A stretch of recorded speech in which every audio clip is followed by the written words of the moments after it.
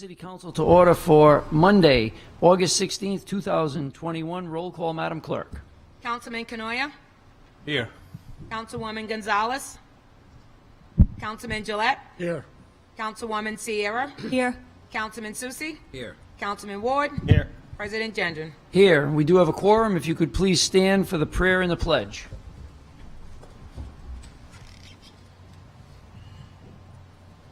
God our Father, we ask that you send your blessing upon this city and upon this council. Guide us in our efforts, increase our motivation, and strengthen our resolve to build a better community and ensure a brighter future for the city of Woonsocket. This we ask in your name. Amen.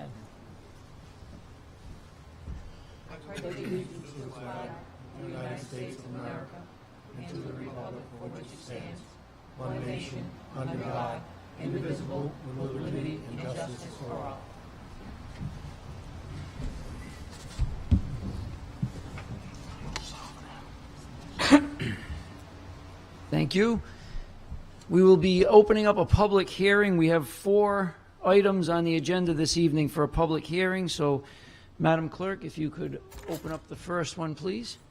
21 LC 31, public hearing and application of a Class BV liquor license by David's Kitchen LLC at 614 North Main Street. Is there anyone here that would like to speak for or against the request for this application? If you would approach the podium, please state your name and address for the clerk. Hi, how are you today? Bring the microphone up so we can hear Sorry you, about please. that, sir. Can you hear me better now? Yes, thank you. My name is Brendan Day. This is David Vega. This will be his business. I am representing him today. Okay. I know we're here for the liquor license. We just kind of wanted to give a rundown of what we're doing as well. Right now, kind of our focal points are just community employment, getting the community back up, getting Woonsocket back revived. You know, a lot of small businesses have gone under because of COVID. The objective right now is to get COVID recovery in our city, get the youth involved, keep it more than just the kitchen, keep it city involvement as well. So the liquor license, we are obviously we're doing that for the adult portion and for dining experience, etc. That's really essentially where we're at right now. We're kind of in a location where Woonsocket, we're near Bellingham and Blackstone as well. So that's just the objective, trying to bring everybody back together, trying to make it more than just David's Kitchen, trying to make it the community kitchen, if you will. Very good. If you can, at this point, this is just the public hearing, so if you can stick around, the next item will be moving on for discussion from the council, so there may be questions then, but if there's nothing else that you want to add? No, that will be all for right now, sir. Okay, All right, thank thank you. you. Is there anyone else that would like to speak for or against this application? Hearing none, next item, Madam Clerk. 21 LC 32, public hearing and application of first-class victualling license by Bubble Tea Delights at 284 Cass Avenue. Thank you. Is there anyone here that would like to speak for or against this application? Hearing none, next item, Madam Clerk. 21 LC 33, public hearing on transfer application of Class BV liquor license from GAM Investments, Inc., doing business as Brews and Q's, to GAM Investments, LLC, doing business as Brews and Q's at 42 Rathburn Street. Thank you, Madam Clerk. Is there anyone that would like to speak for or against the request for this license transfer? Hearing none, last item, Madam Clerk.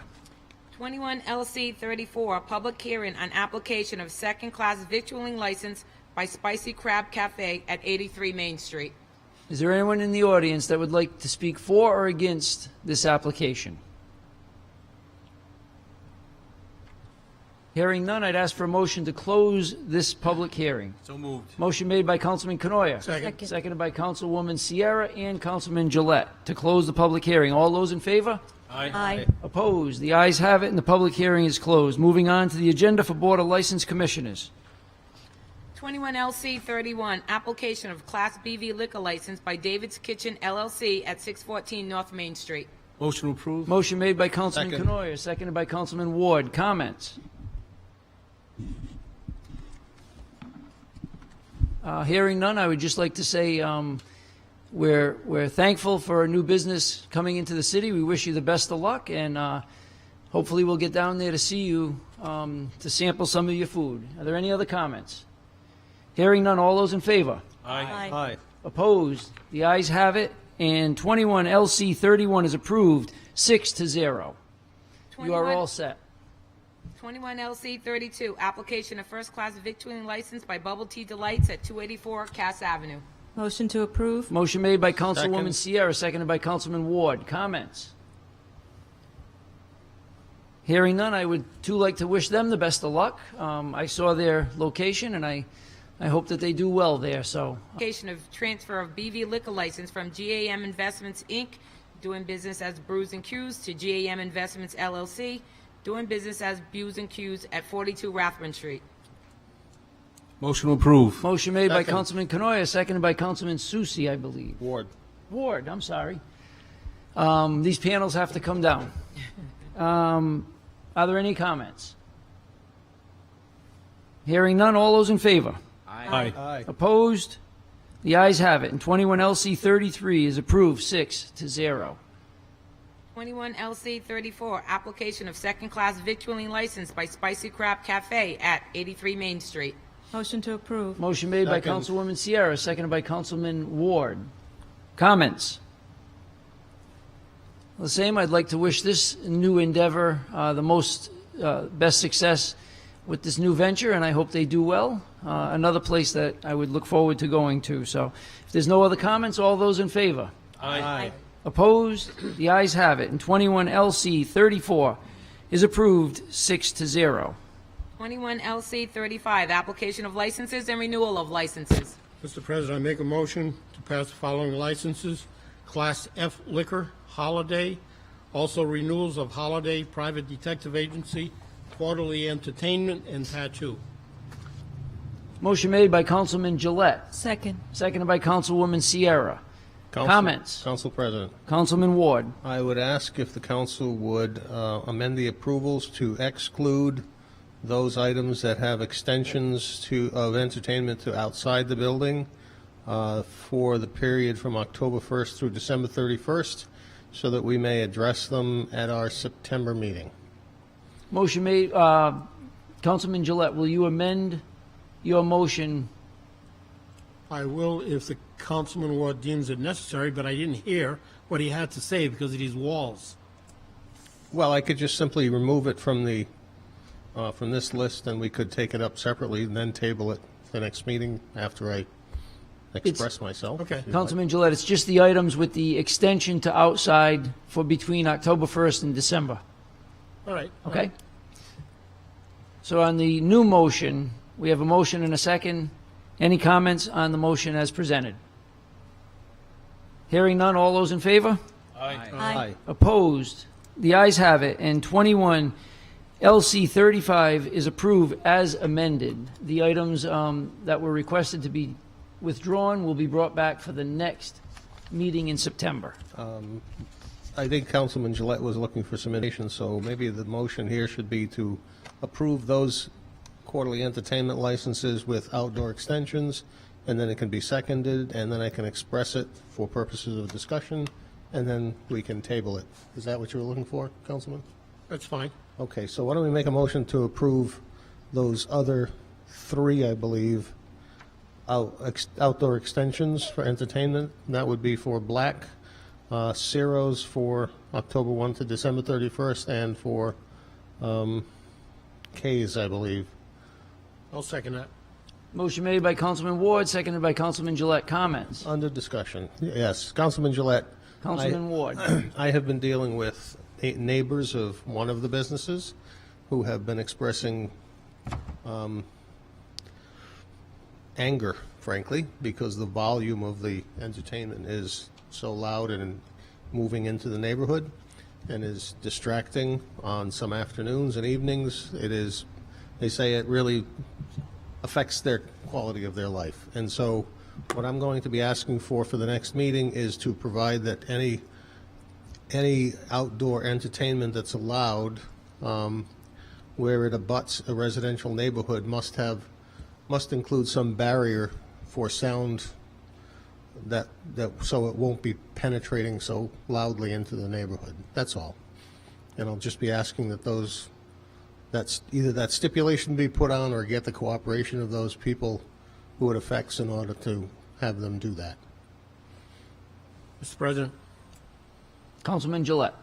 Councilman Ward, do you know if the people have been calling the police? Has there been any enforcement? I don't know that there have been any contacts of the police for enforcement for volume. I don't know. Do you have any decibel meters in the police department these days? I'm not sure what establishment you're speaking of, but I do have, I think I know what you're talking about, and we have been out there, and there have been no violations. So it would be to look for some accommodation being made by the people who are going to take advantage of it, the exterior entertainment, and I don't have a problem with it. I just want those who are going to do it, to be considerate of the neighbors, if they have neighbors that are living there and would have to put up with the kind of volume that they've had to put up with. So that's what I'm after next month. And we do have a month because they don't come up until October 1st. So I'll have a conversation with the owner myself too and see if he's willing to do that. But I'd like to stipulate it if we can, so that we protect the interests of those people who are neighbors of these businesses. Thank you. If Thank you, there's nothing else, I'll Councilman make a Ward. motion Just to be table. clear, of the ones that we tabled, I personally have only received phone calls about one of those establishments, and I did speak with the solicitor and the police chief on the one place. And I think that Councilman Ward's idea for some type of agreement that they will do something for the noise management is the best route, because as the chief said, it's not always easy to enforce. They have a license to extend outside, and it's just not appealing to the neighbors when they have to deal with that. So thank you, Councilman Ward, and thank you, Councilman Gillette, for understanding that. And if we could have a motion to table I'll those motion items. to table. Motion to table by Councilman Ward, seconded by Councilman Gillette. All those in favor? Aye. Opposed? The ayes have it. And the three items from 21 LC 35, which were taken separately and tabled, have been tabled on a 6-0 vote. Moving on to public comment, I would ask that if there's anyone here that would like to address the council for any item, that you please approach the podium, raise the microphone so that it's close to your mouth so we can hear you easily. State your name and address. For the record, please keep your comments to under 5 minutes, and of course, in good taste. Is there anyone that would like to address the city council?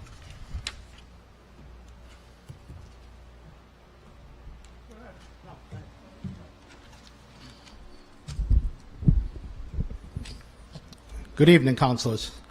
My name is Glenn Hebert, 252 Scott Road, Cumberland, Rhode Island. I'm pretty sure most of you know me. I'm here to address you because I was advised that Vice President Ward has an item on the agenda regarding the lawsuit I filed against the city after the city attempted to take away my vested health care 8 years ago. In my opinion, this was nothing but an attempt to break union contracts, and frankly, I am shocked that more unions did not put up a better fight. The city claimed that they were on the brink of bankruptcy and needed all these concessions, and they had this 5-year plan to right the ship, so they say. After several trial dates where even Vice President Ward testified how bad off the city was, that they needed to collect trash fees, shut off city streetlights, he showed pictures of old rusty trucks, etc. The 5-year plan called for the raising of taxes, scaling back or eliminating the homestead exemption. These were never implemented because the city got what it wanted in union concessions. In fact, taxes have been reduced or not raised at all. Employees have been given raises. The city has purchased new trucks, paving equipment, salt brine equipment, etc. And they got to impose a supplemental tax on property owners, which was not really a supplemental tax because it became part of the base. So 2 weeks after the trial ended, the poor broke city was asking the state to remove the Budget Commission. I guess they were no longer in desperate, dire straits. In fact, look at today. The city is flush with cash. They need to debate how to spend it and who has the authority to spend it. But I digress. Back to my point. I'm here to tell you that we prevailed over the city and that Rhode Island Supreme Court ruled our benefits are vested. The Superior Court ruled that the emergency the city claimed ended with the 5-year plan, which was July of 2017. At that point, we were supposed to be placed back into our original health care plans, which predate back to 2013. The city has failed to put us back into the plans that we had at that point. The city has not complied with the court orders, and we have filed contempt of court against the city. So I guess, Mr. Ward, this may answer your question that, yes, we have filed contempt of court, and they are waiting to be heard. Now, I'm guessing that the solicitor will have something to say that is not going to be quite accurate. He may even try to tell you that the city did not comply because we did not pay our co-shares. But we did not pay co-shares because part of the court decision was the city had to basically go back to 2017 and make us whole from that point forward, which included paying any out-of-pocket expenses that we paid for the difference between our health care plans. So yes, we did hold off paying until the court ordered us recently to pay the co-shares. Some differences are co-pays for doctor visits, ER visits, prescription costs, and other plan design changes. All these need to be made up, and we need to be put back into our previous plans, not this hybrid plan that the city wants to force us into. The court recently ruled that we should pay, no, I already said that, co-shares. So in a nutshell, that is where things stand as of today. It hasn't gone forward in court recently because of vacation schedules with the judge. My attorney was in a trial 2 weeks ago, so everything had to get pushed back.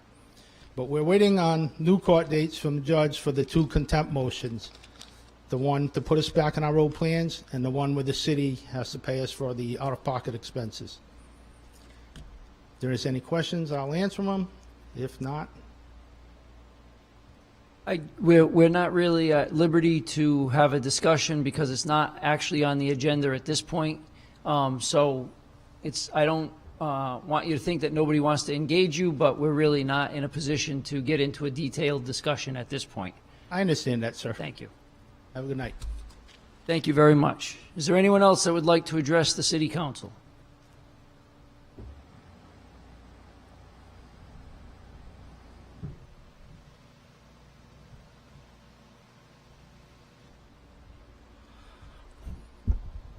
My name is Charles Lemoyne.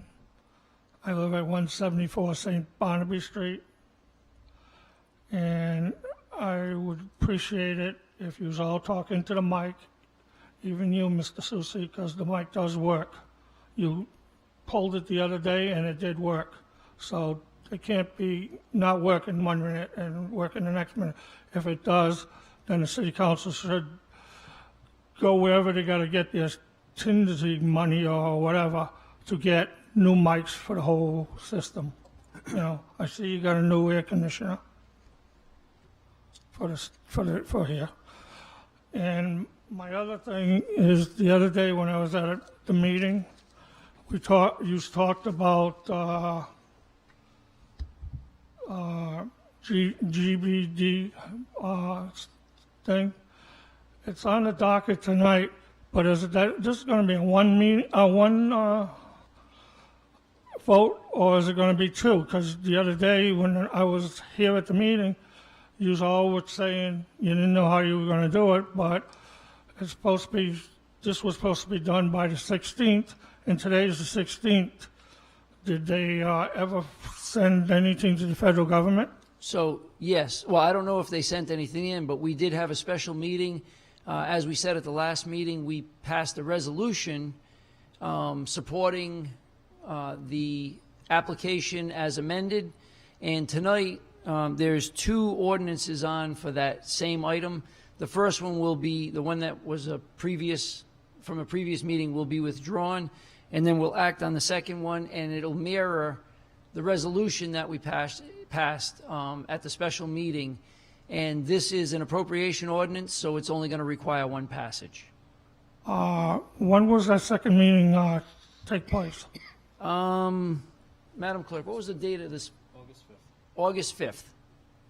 So, was it in the, on my emails, you know, what you get from an email from the, It was advertised, it was a posted meeting. If you all right, look, I must have missed it, but I if just you look wanted at to the know. August 5th agenda, it was the only item, well, there was one other license for the Linda Plays, Director of Human Services, had asked for one item to be passed, Okay. and that's it. I also want to thank the fire department. This week, I had problems with my fire detectors, and I needed new batteries. I brought the batteries in, and they put them in for me because I didn't know how. Very good. So thank you very much.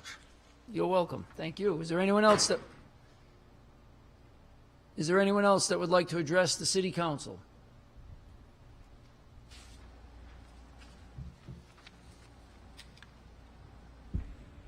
Hi, so my name is Jeremy Green, 572 Gaskell Street. I am the president of the Woonsocket Warriors, used to be Redskins. I just came to say thank you guys for thinking about us with the grants. And if we do get them, we could use them for equipment.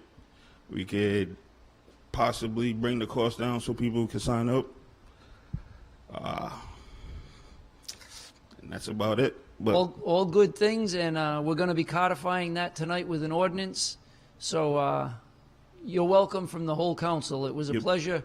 It was unanimous to appropriate that money for your organization. yep, thank you guys. Thank you.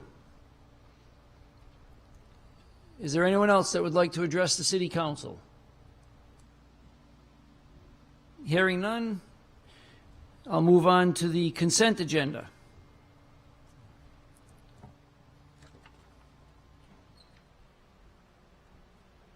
We have a motion. Sure. I make a motion to accept the consent agenda. However, I'd like to remove two items for discussion. Item 21 CS19 from the solicitor rendering a legal opinion regarding Ordinance 19070 and Ordinance 21033, as well as I'd like to remove 21 CO73, the monthly vacancy report. I have a quick question on that as well. Thank you. Motion made by Councilman Canoyer, Second. seconded by Councilman Gillette. Council President, Councilman Ward. I would also like to remove 21 CS 18 and 21 CO 68. Sorry, not 68. Sorry, 69. Second on that motion also.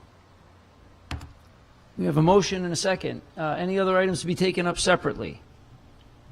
Hearing none on the consent agenda as presented, less the four items that will be taken up separately. Do we have any other comments? Hearing none, all those in favor? Aye. Opposed? The ayes have it. And we'll go in order. Councilman Canoyer, if you can start with CS 8. Let's have a motion first to take up CS 21, CS 18, 19, 69, and 73. So moved, Jim. Motion made by Councilman Canoyer, seconded by Councilman Ward to take up those four items separately. Go ahead, Councilman Canoyer. Thank you. The first one, I'll be very quick, is the vacancy report. I have two questions or comments. Number one, under the police department, it indicates that we have 99 positions filled of the 100. Hold on, Councilman, what numbers did you say? 21 CS 18? This is 21 CO 73. I had 18, CS 18, Oh, you had 18. yes. Okay, I'm sorry. It's okay. Sorry, go ahead. So the vacancy report under communication 21 CO 73 from personnel, it indicates 99 filled positions within the police department. And I would just like, Director Chamberlain, if you could just check or have Director Ferguson confirm with the chief on those numbers, and I'm not saying they're wrong. I just want to understand how many, if any, are folks in the training academy. I know we have some of the folks in the training academy, but it did seem higher than I thought. But either way, that's number one. If we could just follow up on that when you have a chance. And then the same with the fire department. It indicates there's 107 filled positions. Do we have, I'd just like to know, and again, I don't need an answer tonight, just to follow up. Do we have any people in the fire academy currently at this point? And so do we have anybody in the fire academy? And if so, if the answer is yes, are any of them included in the 107 that's listed? Thank you. Second one, item is 21 CS 19. Yes. The legal opinion, and this one will be a little bit wordier, and I apologize, but I'm sorry, some things have to be said on this. As we know, the council, and specifically Councilman Ward, sent the email, but many members of the council wanted a legal opinion from the city solicitor with regard to duly passed ordinances 19070 that was passed in 2019 unanimously that required CDBG funding allocations to be approved by the city council prior to submission to HUD, as well as 21033, which relates similarly to the American Rescue Plan Act funds that, again, require city council approval for the use, the allocation of the use. And the solicitor did issue a legal opinion and affirmed that those ordinances are not only valid, but they in fact need to be followed. And the reason I'm commenting is because the mayor, similar to what she said at the meetings when we first discussed this, has indicated she has a different view and has indicated that she has no intention of following those ordinances and was going to seek another legal opinion. I'm not sure why. The city charter is very clear that the solicitor decides all controversies, and he's made that decision. And I'm just going to make a few comments because there have been comments made both in the press and on local radio stations. So first thing is, this question wasn't even a close call, with all due respect. We talked about this previously.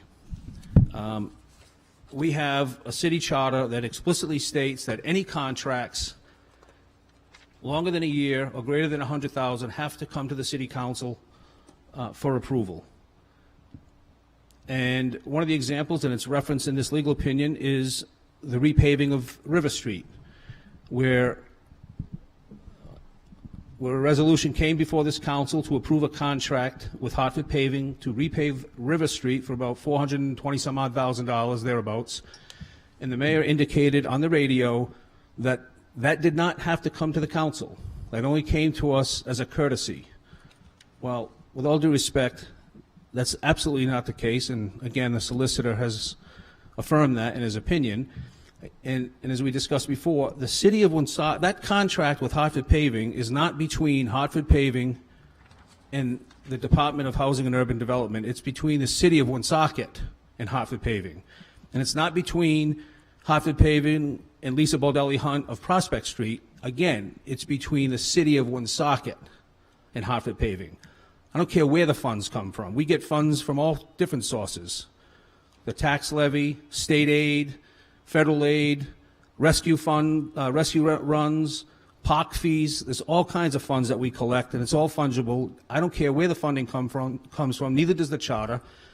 If it's more than 100,000 or if it's more than a year, it has to come before the council. And unfortunately, the mayor's on the radio saying that that's not the case. And unfortunately, that's just not true. I can't let it stand. Second thing is, we've provided examples, and I'm going to run off a list of them in terms of CDBG funding and who has the approval authority.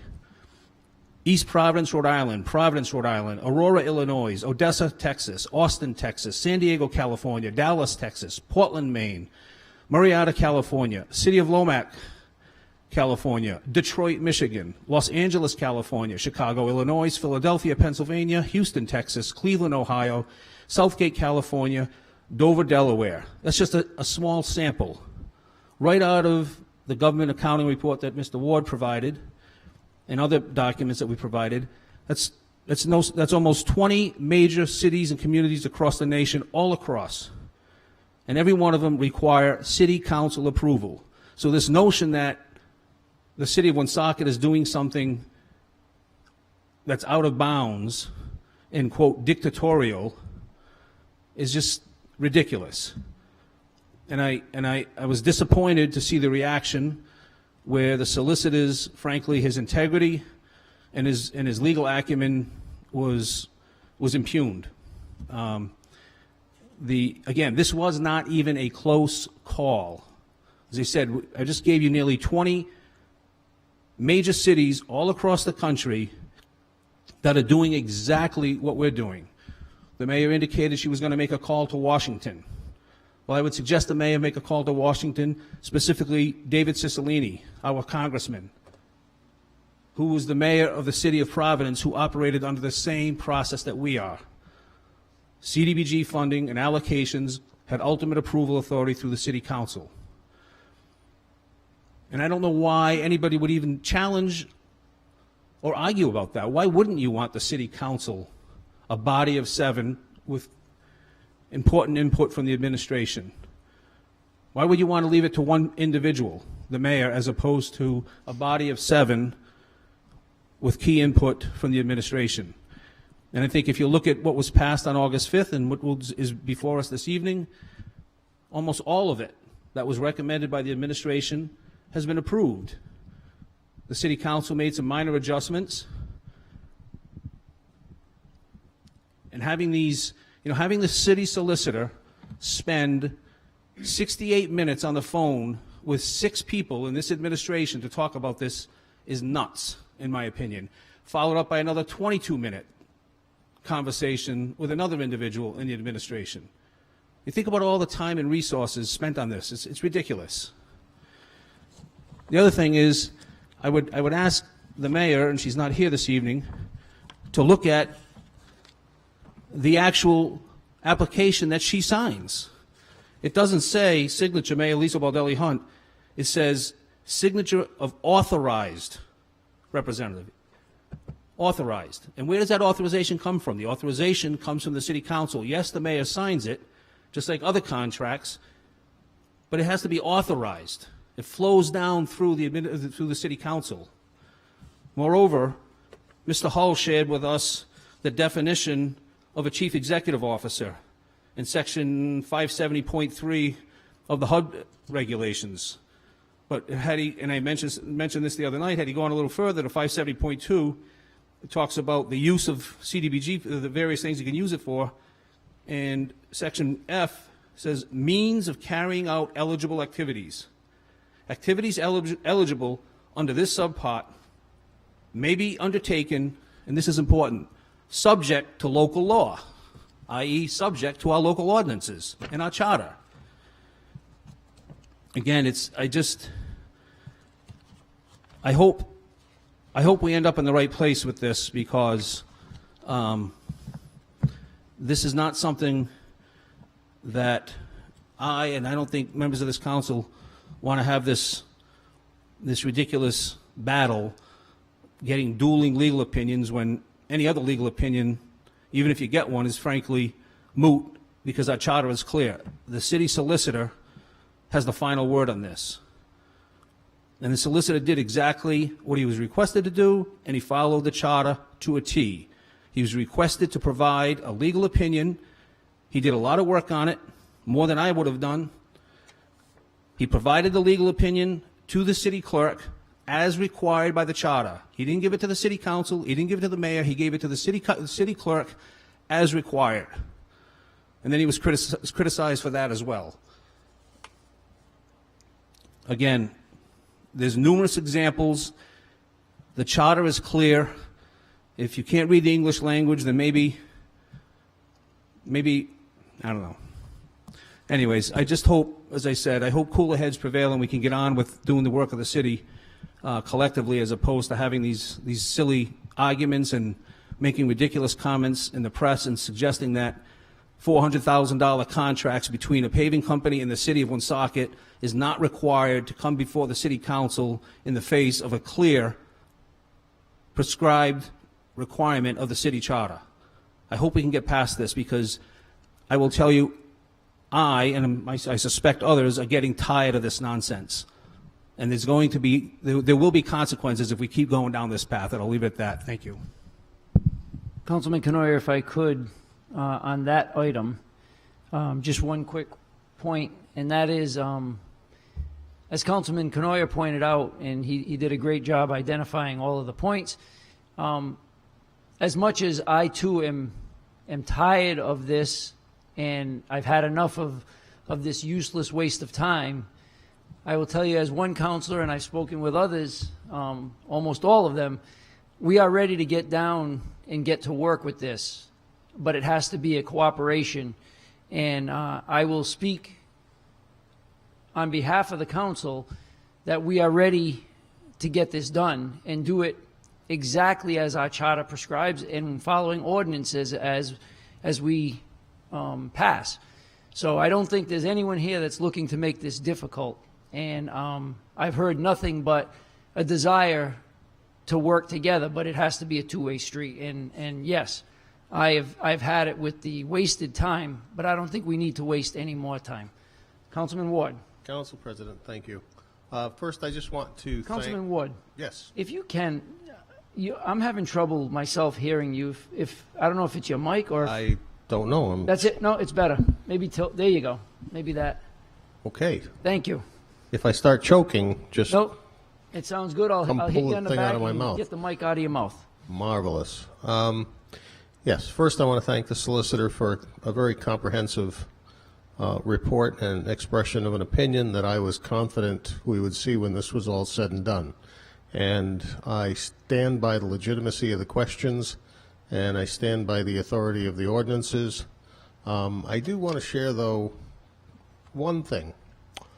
One of the things that I discovered and I submitted to the solicitor and was included by reference in his opinion letter was a memo from the Office of the General Counsel, U.S. Department of Housing Development, back in 1987, related to the city of Milwaukee and their CDBG program, wherein they state that the mayor apparently insists he has the sole authority to take such action without consent or authority of the governing body. The governing body disagrees. At the time of our telephone conversation, you indicated the mayor's attorney confirmed the mayor's position and that a request by the city council for a legal opinion on the matter from the city attorney's office was still pending. And in the next paragraph, the Office of the General Counsel expresses an opinion.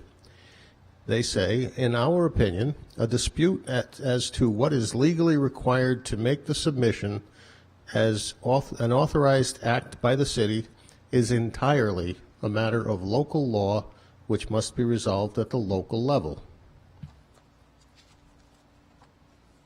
I think that's what we did.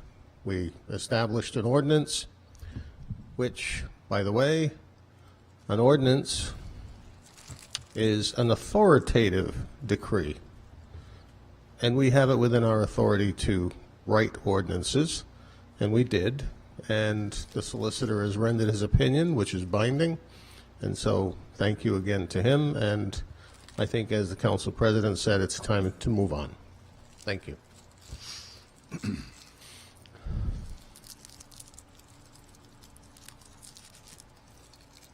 Next item. Do you have two other items? Oh, okay, that was the last of those? Okay. Moving on to CS 18, 21 CS 18, it's a simple question for the solicitor. This has to do with a claim that was submitted to us, and the recommendation was to pay, the person in question received 3 estimates for the repairs to the vehicle, and as it turns out, the recommendation actually is to agree to pay the highest of the 3.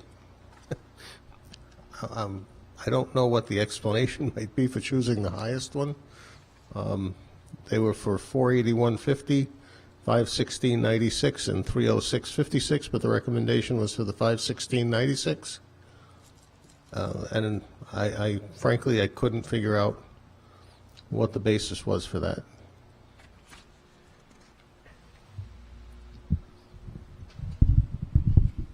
My understanding was that the 5/16/96 was the one that completely gave him back what he had before. But we had a transition recently, and these claims would go through Teresa, who's no longer here. So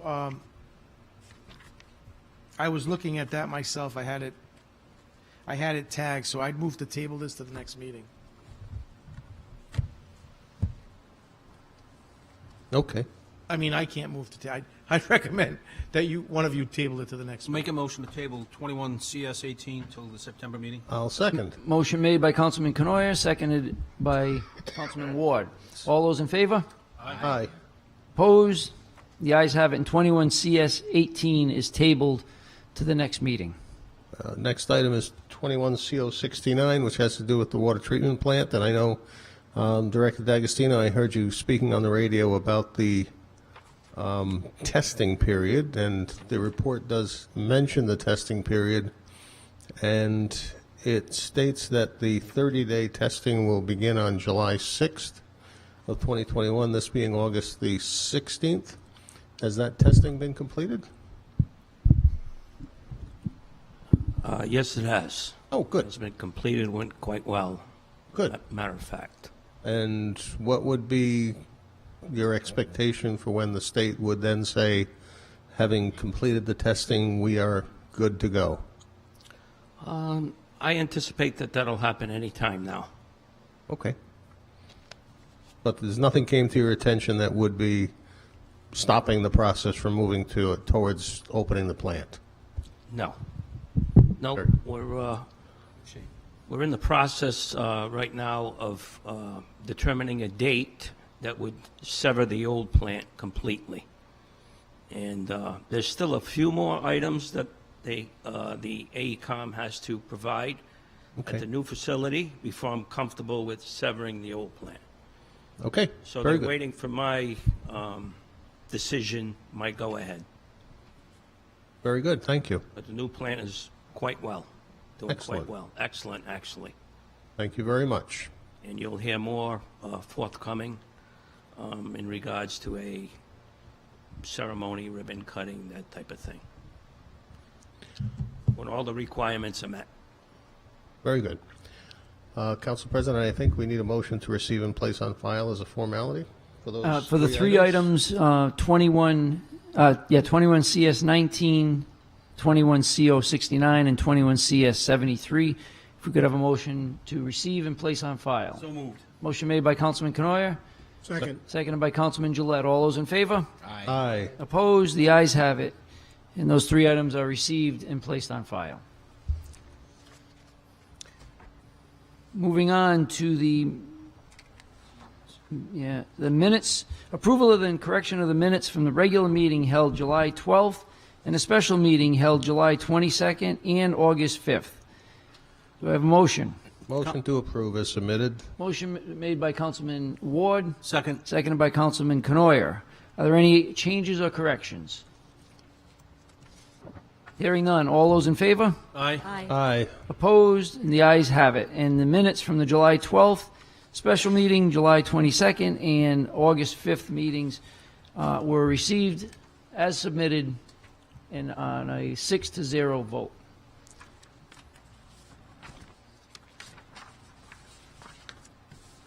Moving on to presentations of petitions, memorials, and remonstrances. Council President, I hate to be a nudge, but the July 2021 report is not listed as asterisk for the consent agenda, and item number 21CO70 from Public Safety is also not, and therefore will need motions separately to Is there receive a and reason place on those weren't file. included in the consent agenda? Just a typo. Okay. I make a motion to accept both. Motion made by Councilman Canoyer, Second, seconded by Councilman Ward. Comments? Council President. Councilman Ward. Director, on the July 21 report for monthly paid bills, I noticed that Mr. Kane is back and was paid about $5,100. Is that related to work that had to be done on tangible property? Yes, it is. Okay, thank you. That's all I have. Thank you. And the other one. Thank you. Any other comments? Hearing none, all those in favor? Aye. Aye. Opposed? The ayes have it, and the July 2021 report and 21 CO70 are received and placed on file. Moving on, Council President, Councilman Canoyer. I think these will be quick, if you don't mind, to move 21052 and 21053 ahead, as we have some folks in the audience here. We don't have to hold them up. Motion made by Councilman Canoyer. Second. Seconded by Councilman Susi and Councilwoman Sierra. To move out of order. All those in favor? Aye. Opposed? The ayes have it. Madam Clerk. I'm sorry, I didn't hear the numbers. 52 and 53? Okay. Sorry.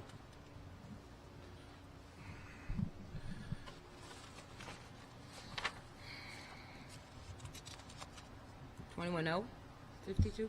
52. 52, the $21,000 though. Oh. 21,052, yes, yes, yes. 21,052, authorizing an amendment to the lease of water tower space to Metro PCS Massachusetts LLC. Motion approved. Oh, second. Motion made by Councilman Canoyer, seconded by Councilman Ward. Comments? Hearing none, roll call, Madam Clerk. Councilman Canoyer? Yes. Councilman Gillette? Yes. Councilwoman Sierra? Yes. Councilman Susi? Yes. Councilman Ward? Yes. President Gendron? Yes, and 21052 is approved, 6-0. Second passage.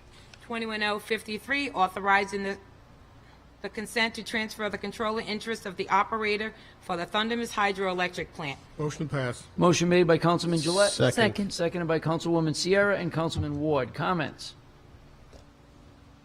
Hearing none, roll call, Madam Clerk. Councilman Canoyer? Yes. Councilman Gillette? Yes. Councilwoman Sierra? Yes. Councilman Susi? Yes. Councilman Ward? Yes. President Gendron? Yes, and 21053 is approved, 6-0, second passage. Councilman Canoyer. Can you consider moving 21054 and 21056 as well? Motion made by Councilman Canoyer So the to take out of CDBGs. order 21054 and 21056. Second. Seconded by Councilwoman Sierra and Councilman Gillette to take out of order. All those in favor? Aye. Aye. Opposed? The ayes have it. Madam Clerk, 21054. That's not on the agenda. 21054?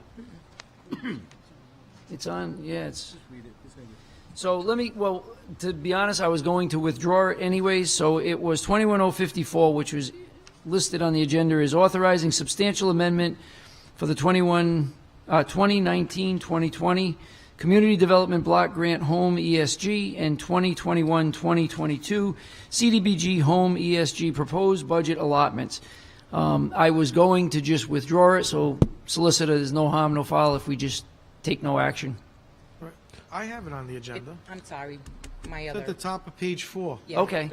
She's got it. So then, as the sponsor of that legislation, because it's a duplicate coming up on 21056, I'm going to just withdraw 21054 and move right to 21056, which is the same application. So 21054, Madam Clerk, is withdrawn by the council chair, president. Gotcha. 21056, 56. approving and authorizing substantial amendments to the 2019-2020 and the 2020-2021 Community Development Block Grant Home ESG Action Plans and the 2021-2022 CDBG Home ESG Proposed Action Plan Applications and Allotments. Motion to approve? Motion made by Councilwoman Sierra. Second. Seconded by Councilman Canoyer. Comments? Hearing none. Roll call, Madam Clerk. Councilman Canoyer? Yes. Councilman Gillette? Yes. Councilwoman Sierra? Yes. Councilman Susi? Yes. Councilman Ward? Yes. President Gendron? Yes, and 21056 is approved, 6-0. Moving back to the regular order of business, presentations of petitions, memorials, and remonstrances. 21P14, a request of Public Works Director to address the City Council regarding Cass Park Athletic Complex update. Director? Thank you. Just very quickly, just want to update the council as to where we are, the city of Woonsocket, in regards to this project, Cass Park Athletic Complex. We've entered into a Phase 2 with PAR Engineering, and that Phase 2 basically is just design and a formal submission to DEM for soil removal and stabilization of that property and preparation for bidding for synthetic field that would be in that place. So last week, I, along with the city engineer and the mayor of the city, went to DEM, and we submitted our application, and they pretty, overwhelmingly said that it wouldn't be a problem and that he would be granting a permit to extract the gravel, which I've been waiting for to create an RFP to forward to all of you to approve for the sale of that material. So that's pretty much it. Just want to give you a quick update. What is the expense for the Phase 2 for PAR Engineering? I'm going to, I'll have the city engineer email you all tomorrow, but I believe it was $70,000, something like that. Okay. And where do those funds come from? I believe the grant program, Okay. city finance So director. the CDBG grant? Yes. Yeah. Okay. Council President? Councilman Canoia. Director D'Agostino, thank you. So I'm assuming, just process-wise, from a high level,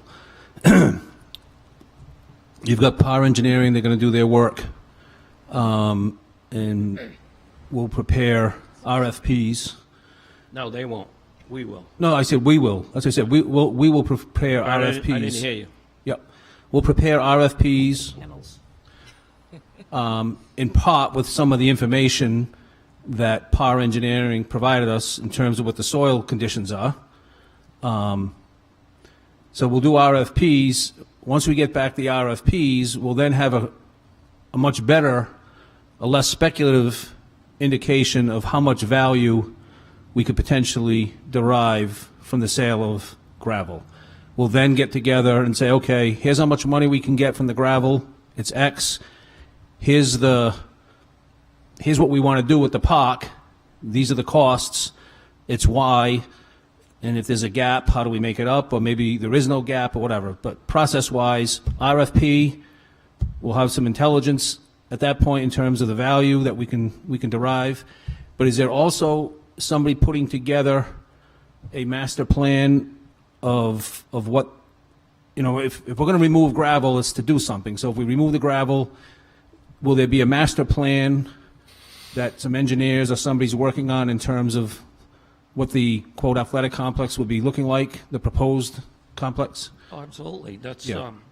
PAR Engineering. This is part of their work. You grew up in North Smithfield, Councilman. Much the same as what you see there is what you'll see at Cass Park. Yeah. Same concept, Okay. same engineering designs, drainage, running track, field, Yeah. actual placement. Yeah.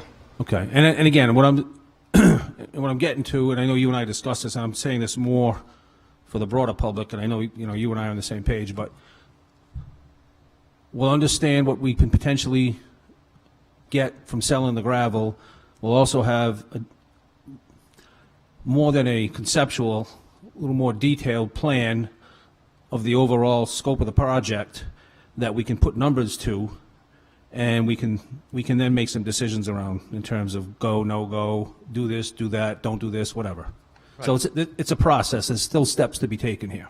Oh, absolutely. Yeah. And I may even reach out to some of you, all of you, for some input into the RFP, so you're comfortable Yep. with how it goes out. You're familiar with finance, several of you here. So if not all of you. Mr. D'Agostino, would you speak a little bit louder or closer to the mic, please? Okay. I appreciate it. Thank Better? you. Thank you. Okay, yeah. So I may reach out to, the council for some input On the RFP. on the RFP, because quite frankly, I'll be totally honest with you, this will be a new venture for me, creating the RFP. I've sold the gravel, and I know, the ins and outs of that. I know the value, and there's variables we can put in there. I mean, I'm sure the quality will not be consistent throughout the entire mining operation, as it never is, but all material has value. Okay, so the better quality will bring the higher price, and we'll kind of have to put a clause in there that is in our favor. So I sent you initially, I think I sent everyone here an estimate, a rough estimate cost of the entire field many months ago. I think Councilman Ward asked for that, Yes. and I think it was 2.5 million, 2.2, something like that. Yeah. Right. Yes, the 3.2? 2. 2.2 Yeah, for the field, for the entire, not for the entire project. entire project, yeah. Yes, and I think at the time I speculated that it would be closer to 3.5. Well, that's what you said Lincoln would pay, or, Well, it's just Lincoln was 2.5 all in. right. And That's if you're being fleeced. at the appropriate. Yes, I know. And Par Engineering was the engineering firm that did the work. Well, the problem with that is they, you They learn their lesson? you give them the ball, Okay. and they run with it, and they're the, the general contractor makes a percentage of everybody that goes there. I mean, there's no one contractor that puts up fence, puts up bleachers, puts in turf. Those are all individual companies. So the more you do internally, the more profit you take away from the GC when you become your own GC. So that's the goal here. No doubt about it. Director, Councilman Canoia, were you finished? I was just going to finish with that.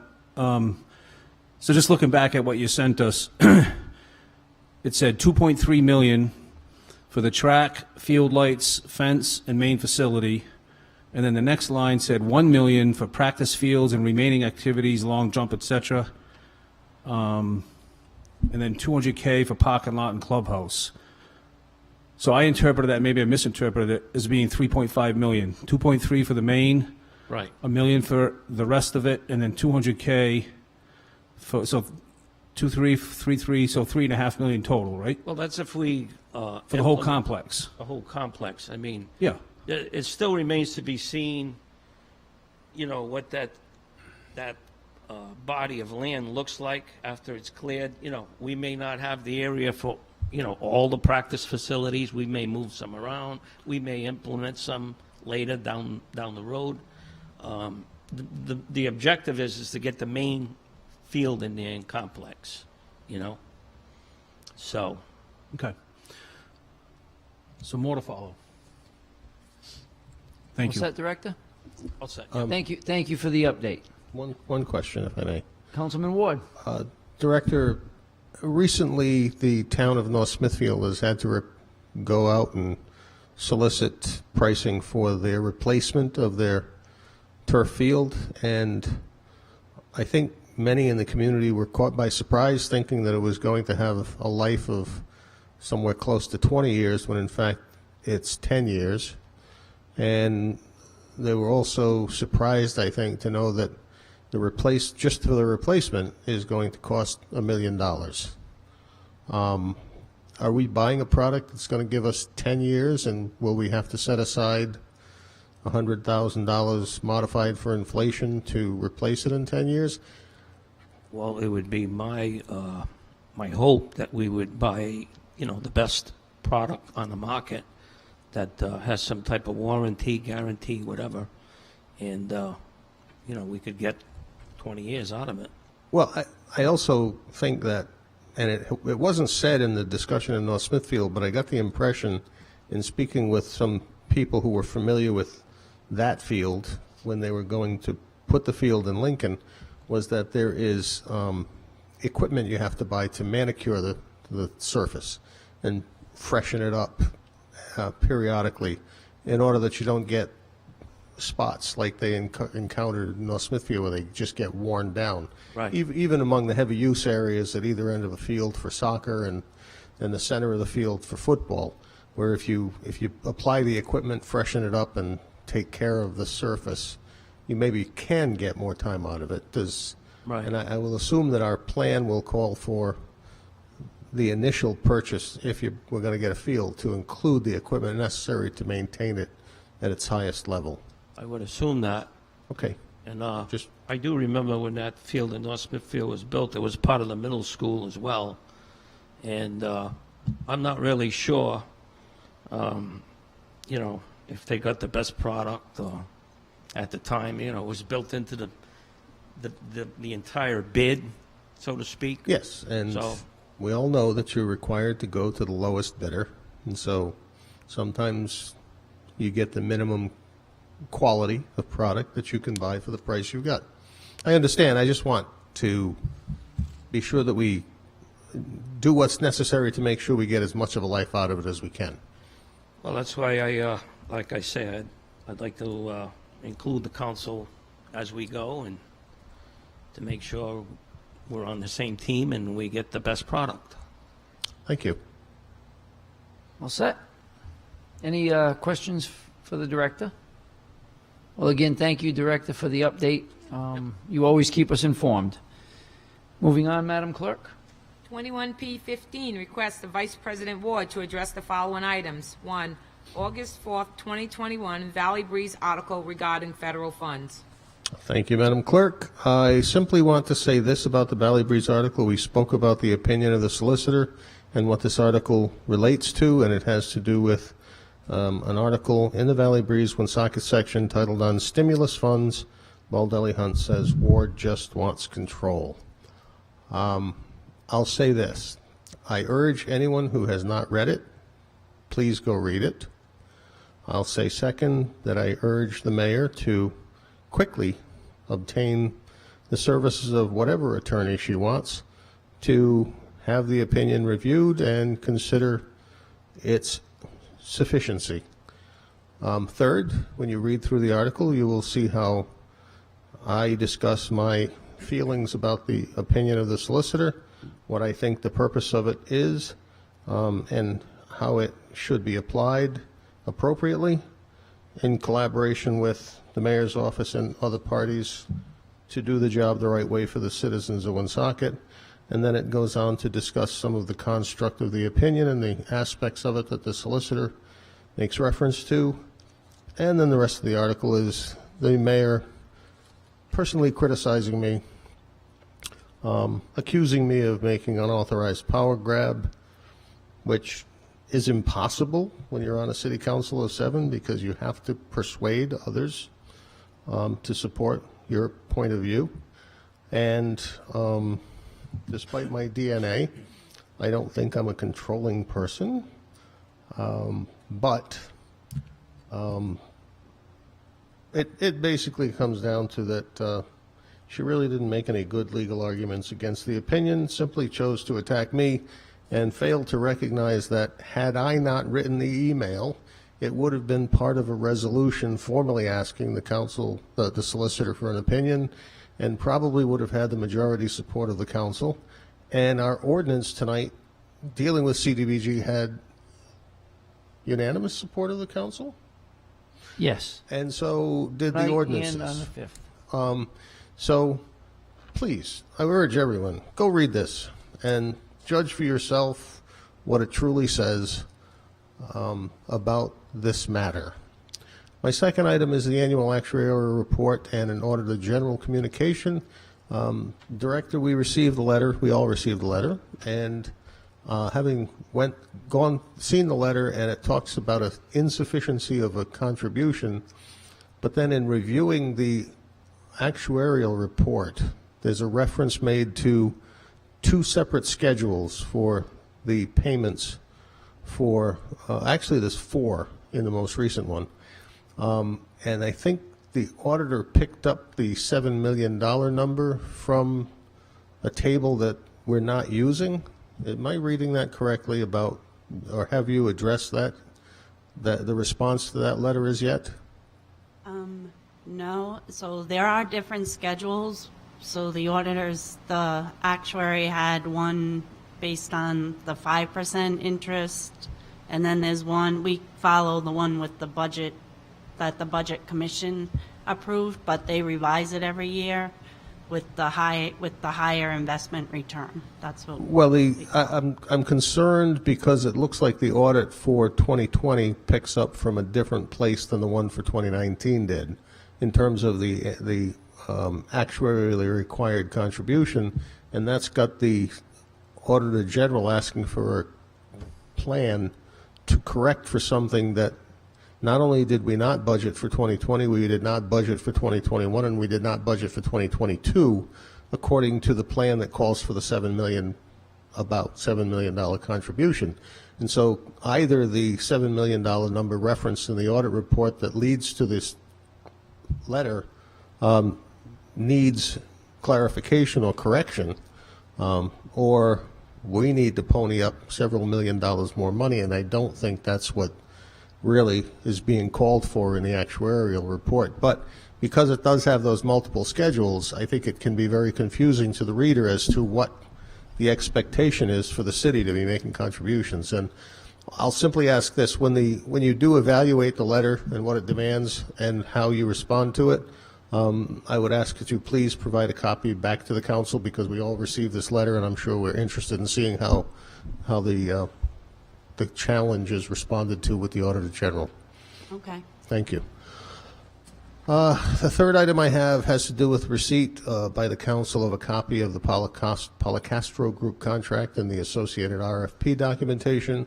I requested it back on August the 4th with the solicitor. I'm not going to belabor the point because Ms. Policastro is apparently still out on vacation. Yes? I believe she's returning tomorrow, I Okay. think. Well, let's just say that I'll leave that question open and look forward to receiving whatever documentation we have, and then we can discuss its ramifications later. The next item I had was a status update on the Hebert case. Mr. Hebert got up to speak. If you have anything you would like to offer, Solicitor, about not necessarily attempting to get a refutation of his assertions, but simply we did have a meeting previously to discuss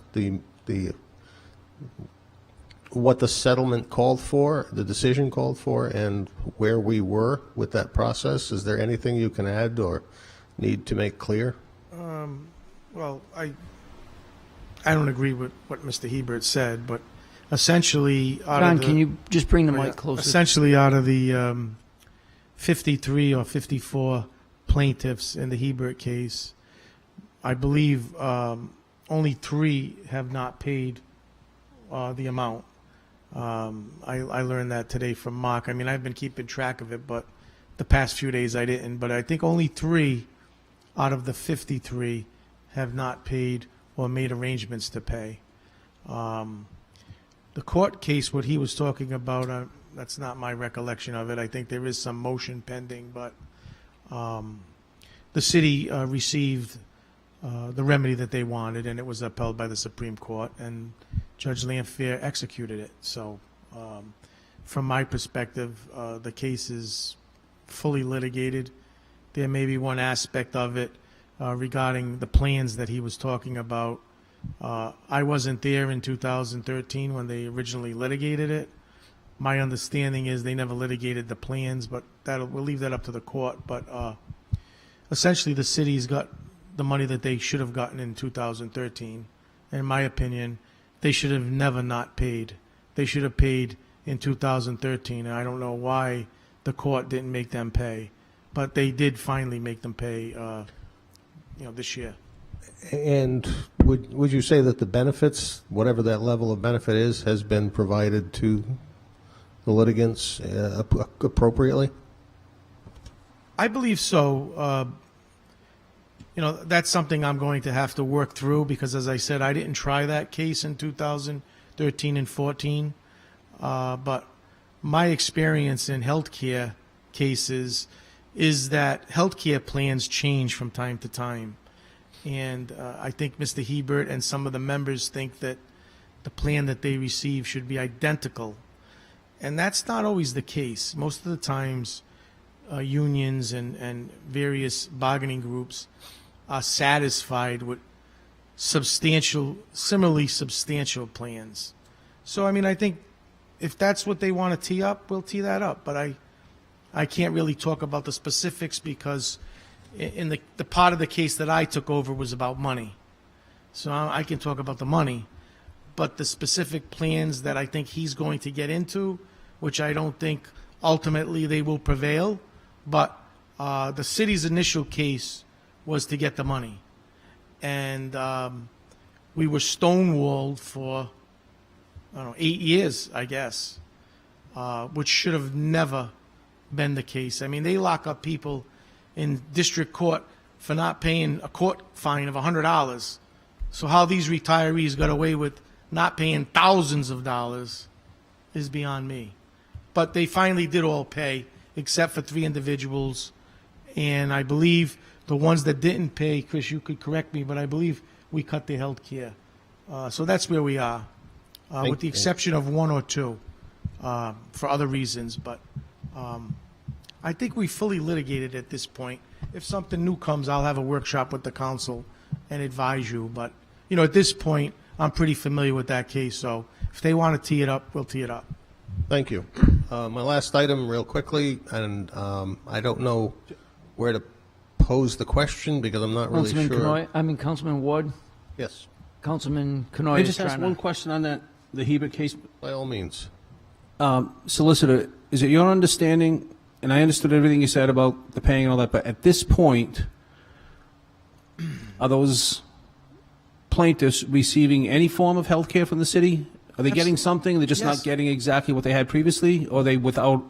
No, they're all getting health care, Okay, with the exception of those who did not pay so roughly by 3 a people. certain. I think it was 3. Did he say 3 today on the phone? There were 4. Okay, a that have- handful of but- people that haven't paid have had their health care cut off. The rest of them, and I just want to make sure I'm saying this correctly, the rest of them are receiving some form of health care consistent with what we provide active employees. Yeah, they're all And receiving health care. so they're getting health care, they're not without health care. No. And their bone of contention is the health care they're receiving is not exactly what they were receiving back in 13, Yeah, so broadly just- speaking. Yeah, but just to be clear, out of the 4, 2, the health care was canceled. The other 2 were not canceled, but for external reasons, and I can't get into that now. But Okay. in terms of the what Mr. Hebert just spoke to the council about, I think what they're trying to say is they need to have the identical plan that they retired with. And frankly, my understanding, again, through a third party, because I didn't try that case, but my understanding is that the plans were never litigated.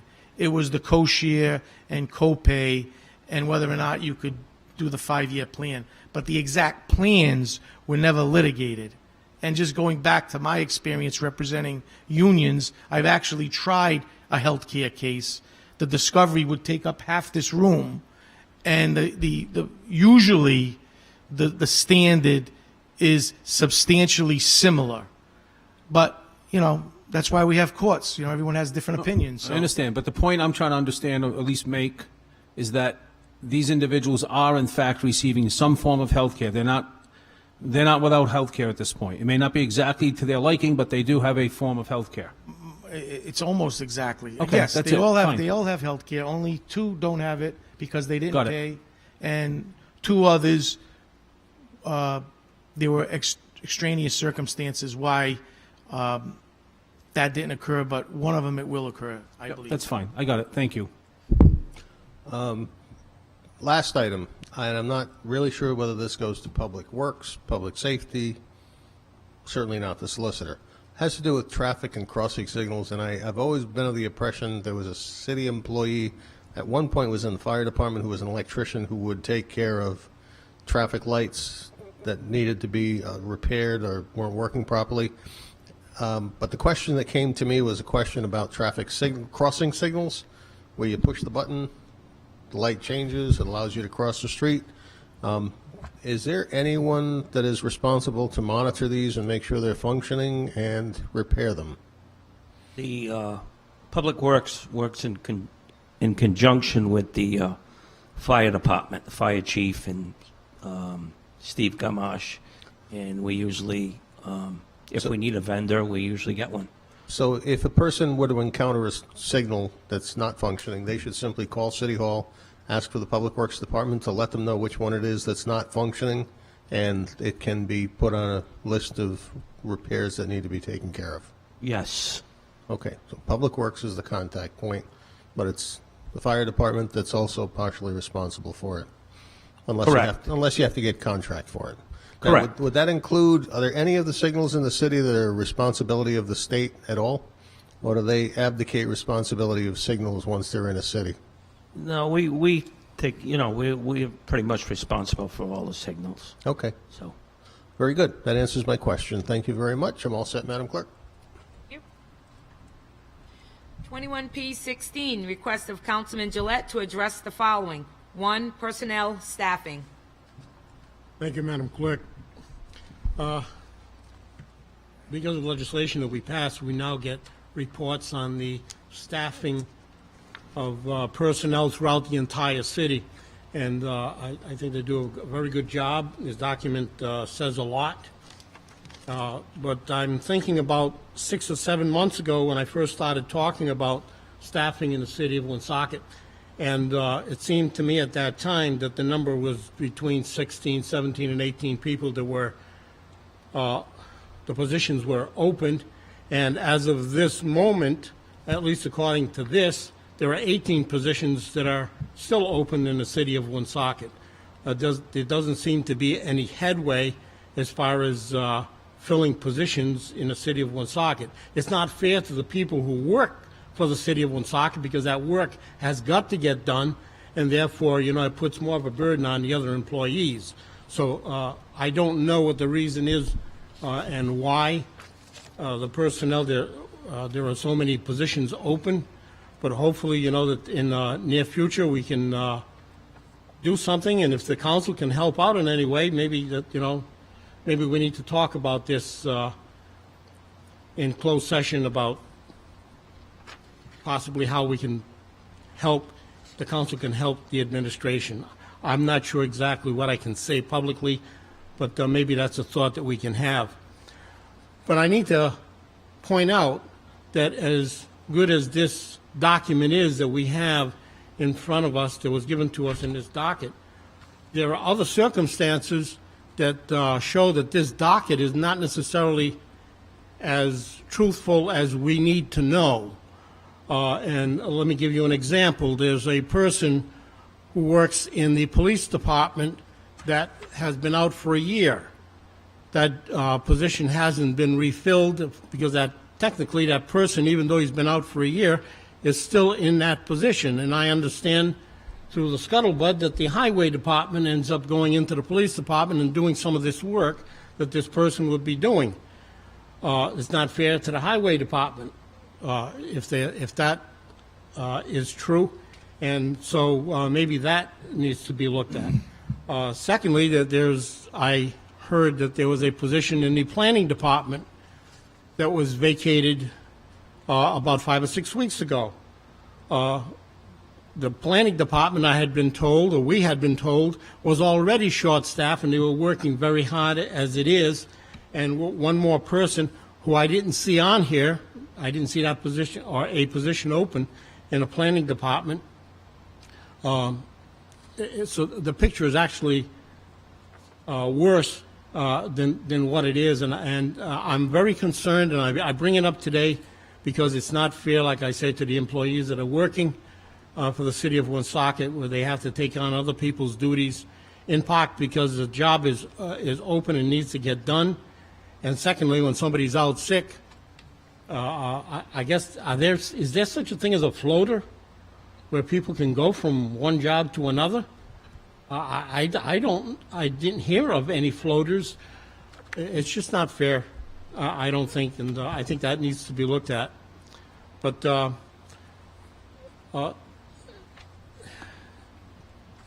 can anyone I mean, the mayor's not here, I was going to ask her, but can anyone tell me that what you've done, what has been done to change the way that we're looking for personnel? Because nothing seems to be happening. There doesn't seem to be any progress as far as the overall jobs being filled. I can try to shed some light on that if you... Please. Okay. So we're very proactive as an administration. I mean, we've taken to the radio, we've taken to billboards, we've taken to newspapers. What's happening, Councilman, is nationwide, really. People are being paid to stay home, and as long as that happens, you're not going to have a very active workforce. And then, of course, you have other neighboring cities and towns that pay, quite frankly, more money. And so it's not for a lack of effort. We constantly, try to solicit people to come and work here and paint a rosy picture, if you will, and because it's a good place to work. There's great benefits, and we have good equipment, and we're doing a lot of projects in the city, so we're very proactive. I know I am in my department, and I know Director Chamberlain is, and as far as the police department that you referenced, that person is gone, and the director, Gillette, is in the process. He'll be posting that position very shortly. But I've posted, I'll give you an example. I paid WNRI, I put it in, 3 newspapers. I had a billboard on Cumberland Hill Road for 3 positions: laborer, a mechanic's helper, and I believe it was a utility person. I saw it. Yeah. Well, 6 people applied.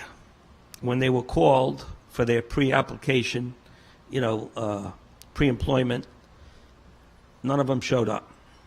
So they all backed out.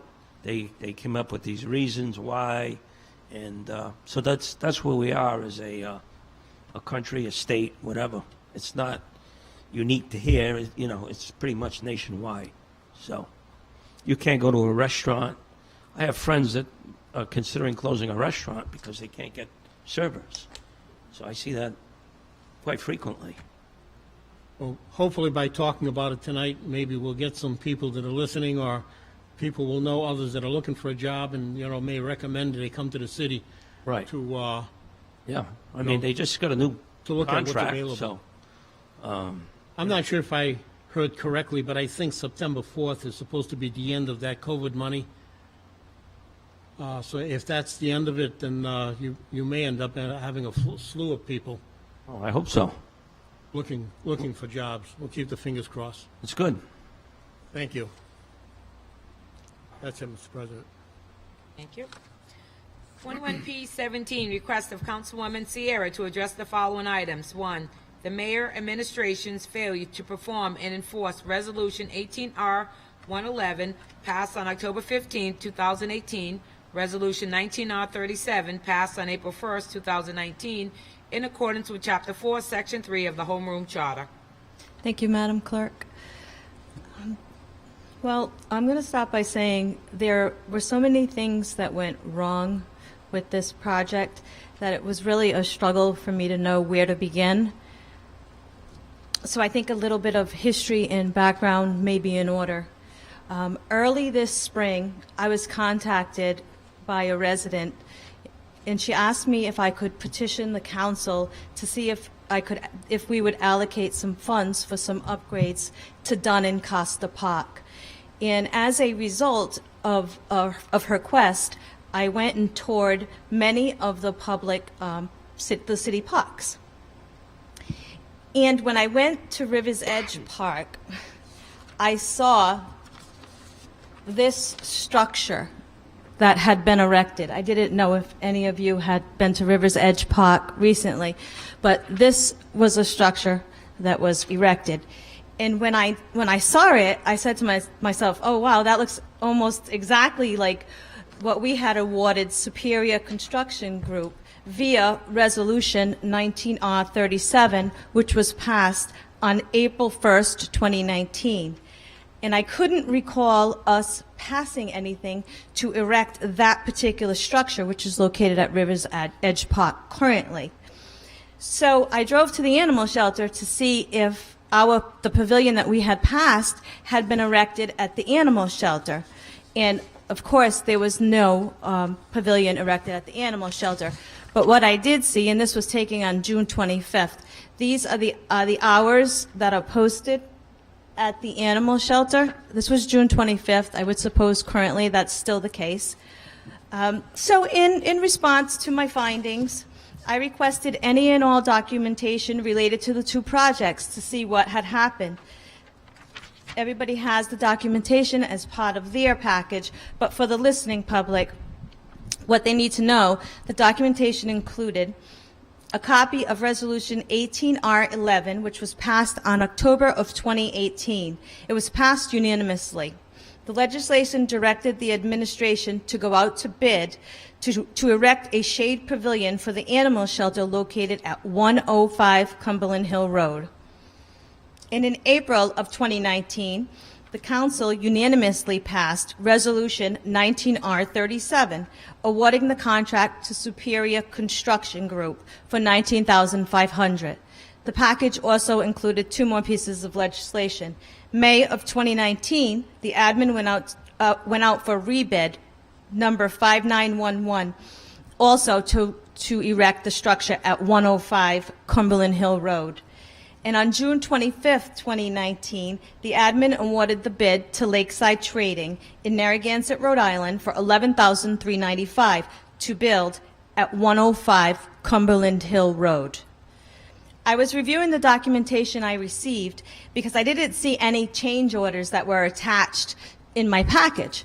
So I reached out to Lakeside Trading and I asked, why was it that bid number 5911 and 5878 both called for this structure to be erected at 105 Cumberland Hill Road, yet the structure is erected at Rivers Edge Park? And I was told that when they were planning on pouring the footings, they were told by the planning department to pour the footings at Rivers Edge and not at 105 Cumberland Hill Road, as the legislation clearly states. These actions that I just listed constitute all three charges that are listed on the agenda today. The administration's failure to perform and enforce Resolution 18R111 that we passed unanimously on October 15th, 2018, Resolution 19R37 passed on April 1st, 2019, in accordance with Chapter 4, Section 3 of our Home Rule Charter. It also constitutes the administration's outward defiance of bid number 5878, 5911, and the failure to follow process as set forth by our Home Rule Charter in the acceptance of bid number 5911. It also constitutes the deliberate actions taken by a member of the planning department to intentionally and outwardly defy the process as set forth by the City Council pursuant to 18R11, 19R37, bid number 5911, and 5878, and the Home Rule Charter. Unfortunately, it doesn't end there. If you continue to read the charter, you'll also see there are multiple other infractions. The first one, Chapter 5, infraction by the Finance Department. Section 5, number 3 of the Home Rule Charter calls for the Finance Director to examine all contracts, purchase orders, and other docs which involve financial obligation against the city and approve only upon ascertaining the monies have been appropriated. The council never appropriated 1 cent for the structure to go up at Rivers Edge. The second violation also belongs to the Finance Department. Chapter 5, Section 5, number 4 of the Home Rule Charter calls for the Finance Director to audit before payment of all bills, invoices, etc., and approve the same only if proper, legal, and correct. A pavilion was erected at River's Edge, although not proper, legal, or correct. The third and final infraction belongs to purchasing. Chapter 8, Section 6 of the Home Rule Charter, purchases over $5,000. All purchases and contracts over $5,000 should be made only upon written specification after public notice and competition. And this is a big one. It doesn't only belong to purchasing. The building of a pavilion at River's Edge Park was never properly noticed, and no competitive bids were obtained for building a pavilion at River's Edge Park. The Act defies all three provisions of our charter by multiple members of the administration. If that isn't offensive enough, in its blatant disregard for our charter, the document we all took an oath to uphold, contemplate the contempt for the City Council's authority.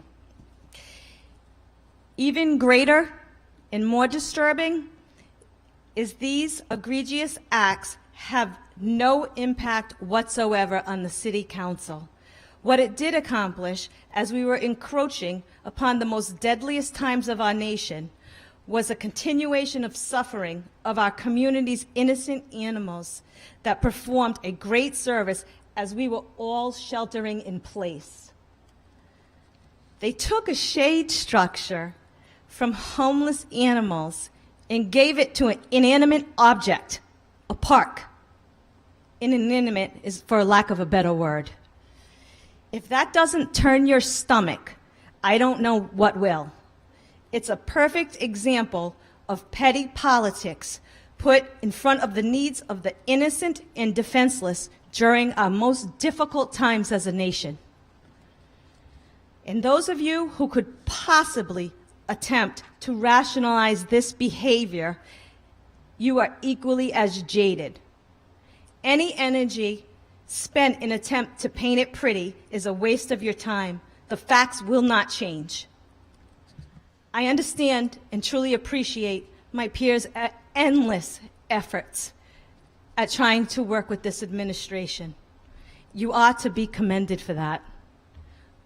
With that said, I am not willing to sit here and listen to another speech or dole out another warning. It is simply not working. The facts are ugly, and it requires action.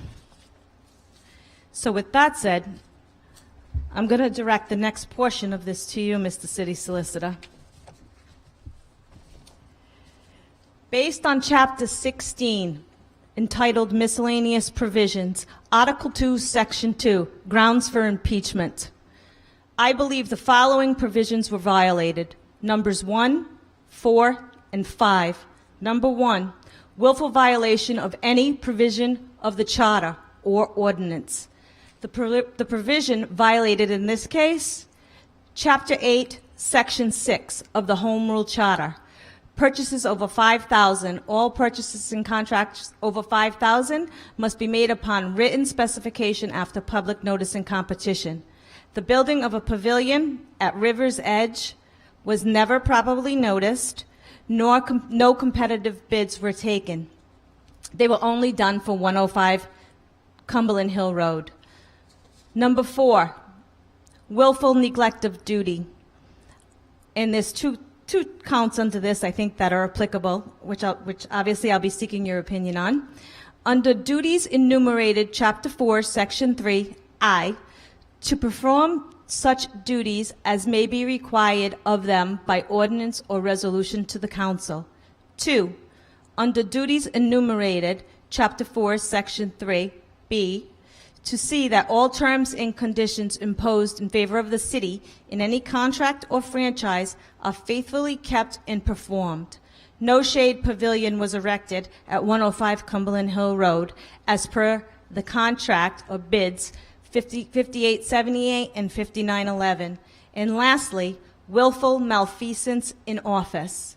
Malfeasance, for those of you who need it, are defined as an unlawful act carried out while acting under one's official capacity or intentionally doing something either legally or morally wrong, which one had no right to do. It always involves dishonesty or knowingly exceeding authority for improper reasons.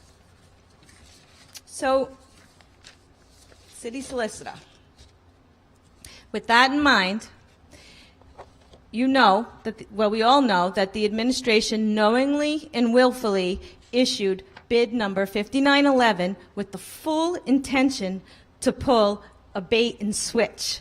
And they did so with great success up until today. So based on the facts, I would like to know, are there grounds for impeachment as it relates to the mayor? And secondly, based on the actions taken by multiple departments within the administration, are there remedial measures other than salary reductions that can be taken by this council and applied to those involved?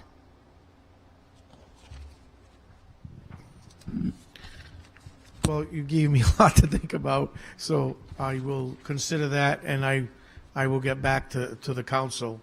But you did give me a lot to think about there, Councilwoman. I did. I have it in writing, and I'll give it to the city clerk. Okay. I'm all done. Thank you.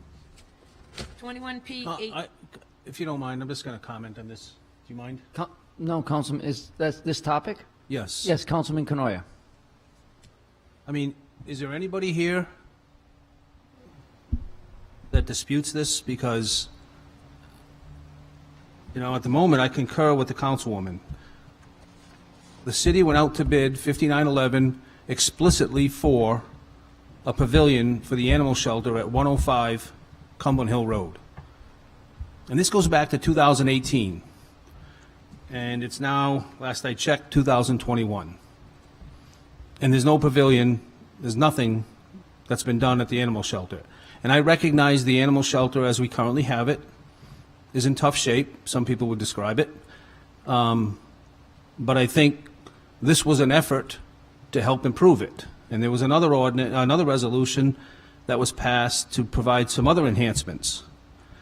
But the reality is, as I look at this, without question, the city of Woonsocket put out an RFP 5911 for an animal pavilion at the animal shelter at 105 Cumberland Hill Road. The city of Woonsocket accepted the bid from Lakeside. The city of Woonsocket formally notified Lakeside on June 25th, 2019. This letter is to inform you that the city of Woonsocket has awarded you, Lakeside, the bid for the design build pavilion project Woonsocket Animal Shelter, bid 59111. Then, following that, the city entered into an agreement with Lakeside Trading, a contract that was signed by the mayor for design and install a 16 by 20 A-frame traditional pavilion at Woonsocket Animal Shelter, 105 Cumberland Hill Road, Woonsocket, Rhode Island.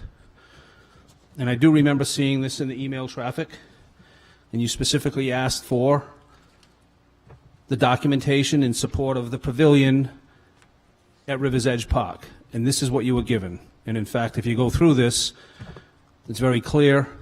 It was for 105 Cumberland, and then the piers, when they poured the piers, that invoice finally refers to River's Edge Park. The problem is we never did an RFP for River's Edge Park. We did an RFP, as the councilwoman very clearly noted, we did an RFP for 105 Cumberland Hill Road, the animal shelter. And the issue I'm having here, unless I'm really missing something, and maybe I am, I always stand to be corrected, is this feels like yet another example of the Heisman from the administration, the mayor in particular, with the city council. I don't care if it's the middle school, solar, Ayotte Field, CDBG, it keeps happening. There's a mindset here that this city council, when they try to get something done, something as simple as spending less than $15,000 to put up a pavilion at the animal shelter to give these animals some relief,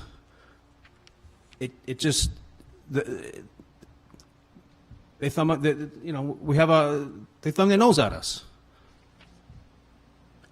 And again, as the councilwoman alluded to, we've had these discussions numerous times. And it's getting tiresome. And I think finally we're at a point, again, I'm going to go back to CDBG in the Valley Breeze, and I don't know if the mayor was quoted accurately or not, but I'll just assume that she was. But she was quoted as saying, quote, "I'm not going to follow the dictatorial ordinance that the council, passed." This is going to stop. This is going to stop one way or another. And there are provisions in our charter to deal with this, because on the face, and be happy to be explained otherwise, on its face, there have been numerous violations of the charter by numerous people. And as I said, it feels like I mean, that doesn't feel, it is, it's a pattern. Okay, and I'm tired of trying to do a job up here and having to battle every step of the way with certain parties. So, Councilwoman, I appreciate you putting this forth. I would love to hear at some point a clear explanation, notwithstanding you've requested, and I think appropriately so, the solicitor to give you an opinion on what you asked, but this is tiresome. And I will tell you, it's August of 2021. I am done. I am done. I am not wasting my time anymore. Okay? I'm not playing Andrew Cuomo games anymore, where he tries to bully people and do his little dance. At some point, it catches up with you. And I think we're getting to that point. I hope we aren't. I hope it changes. But I am prepared to do things that I wasn't prepared to do before. Thank you.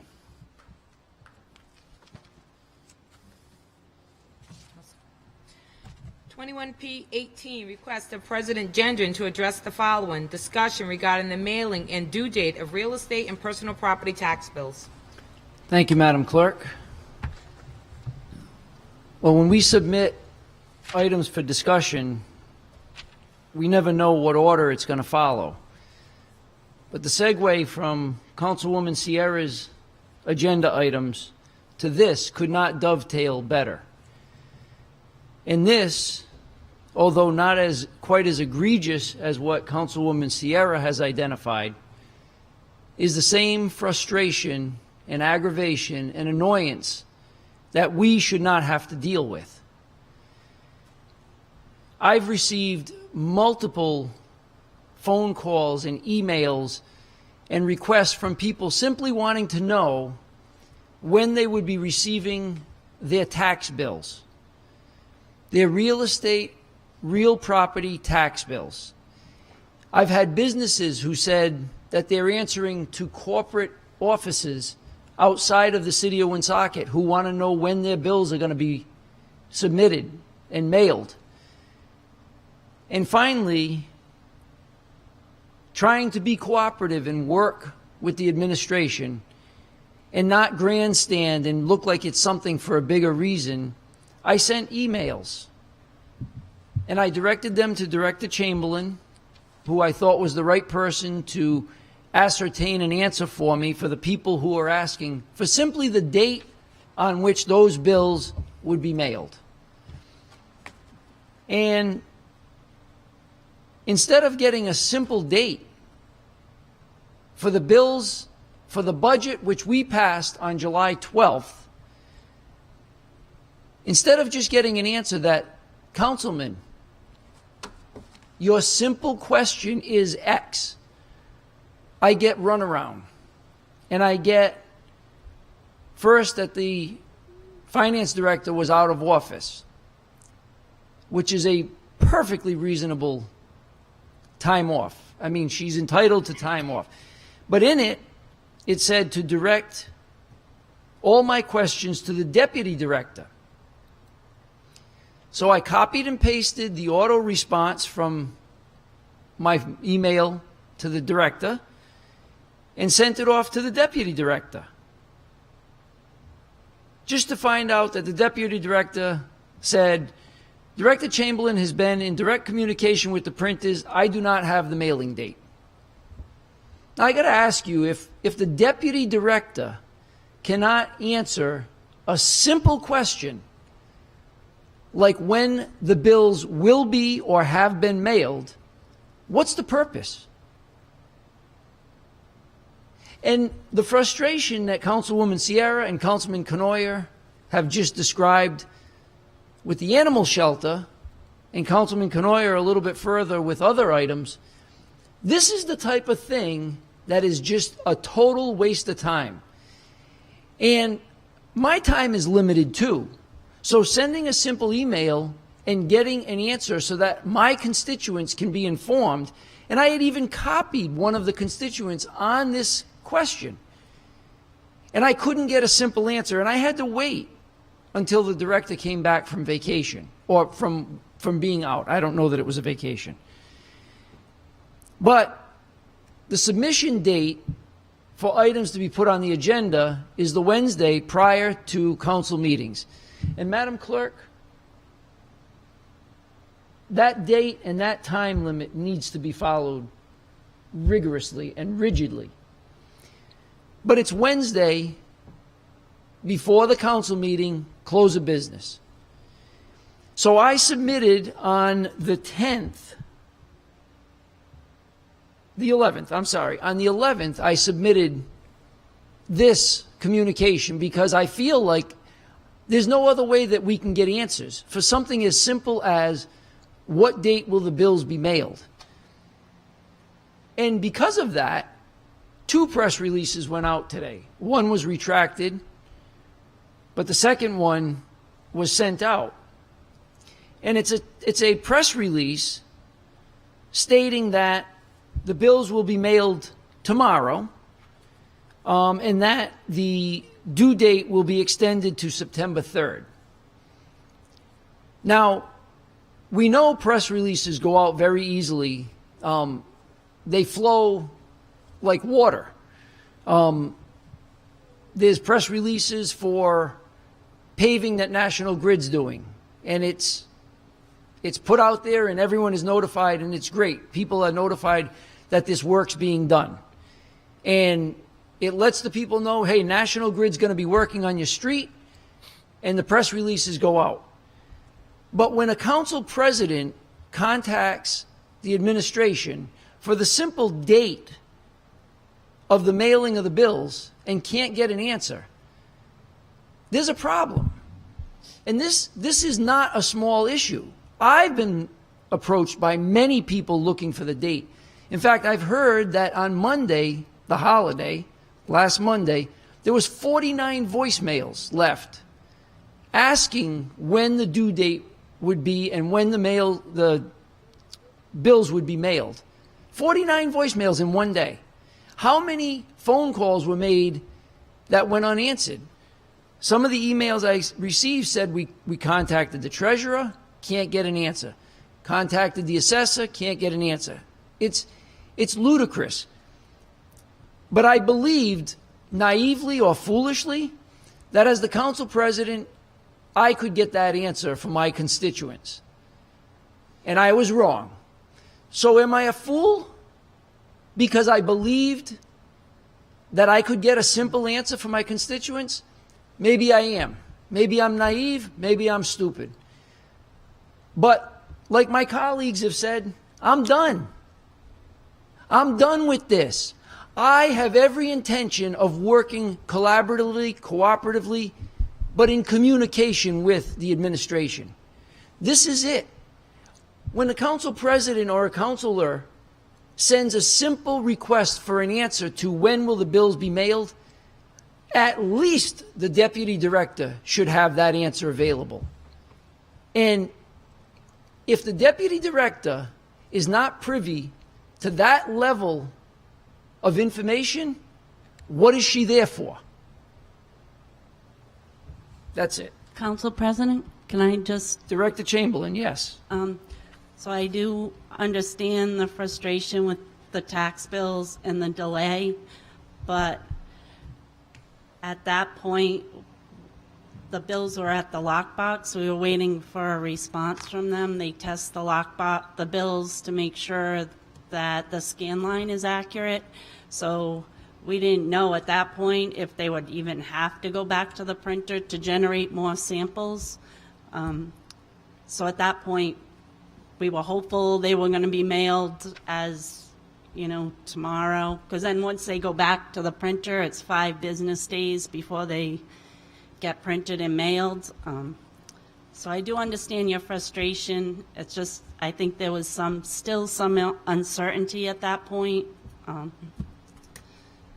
And understand, I just want to be clear, my frustration isn't so much with the delay in tax bills. My frustration is with the inability to get answers. This particular email that I'm looking at was sent on August 6th. And in the email, the individual says that he called the treasurer's office and the assessor's office, and that the newly hired assessor only lasts 2 months and is gone with no explanation, and I can't get an answer for when the bills are mailed. That's August 6th. Now we're talking 10 days later.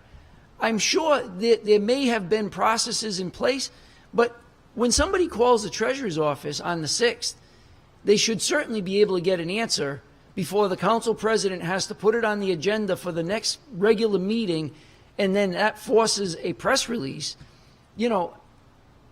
Again, my frustration is not with the delayed in bills, but let's keep the people and this council informed when they're waiting. There are people who want to get their bills paid and would like to at least know and can budget their money.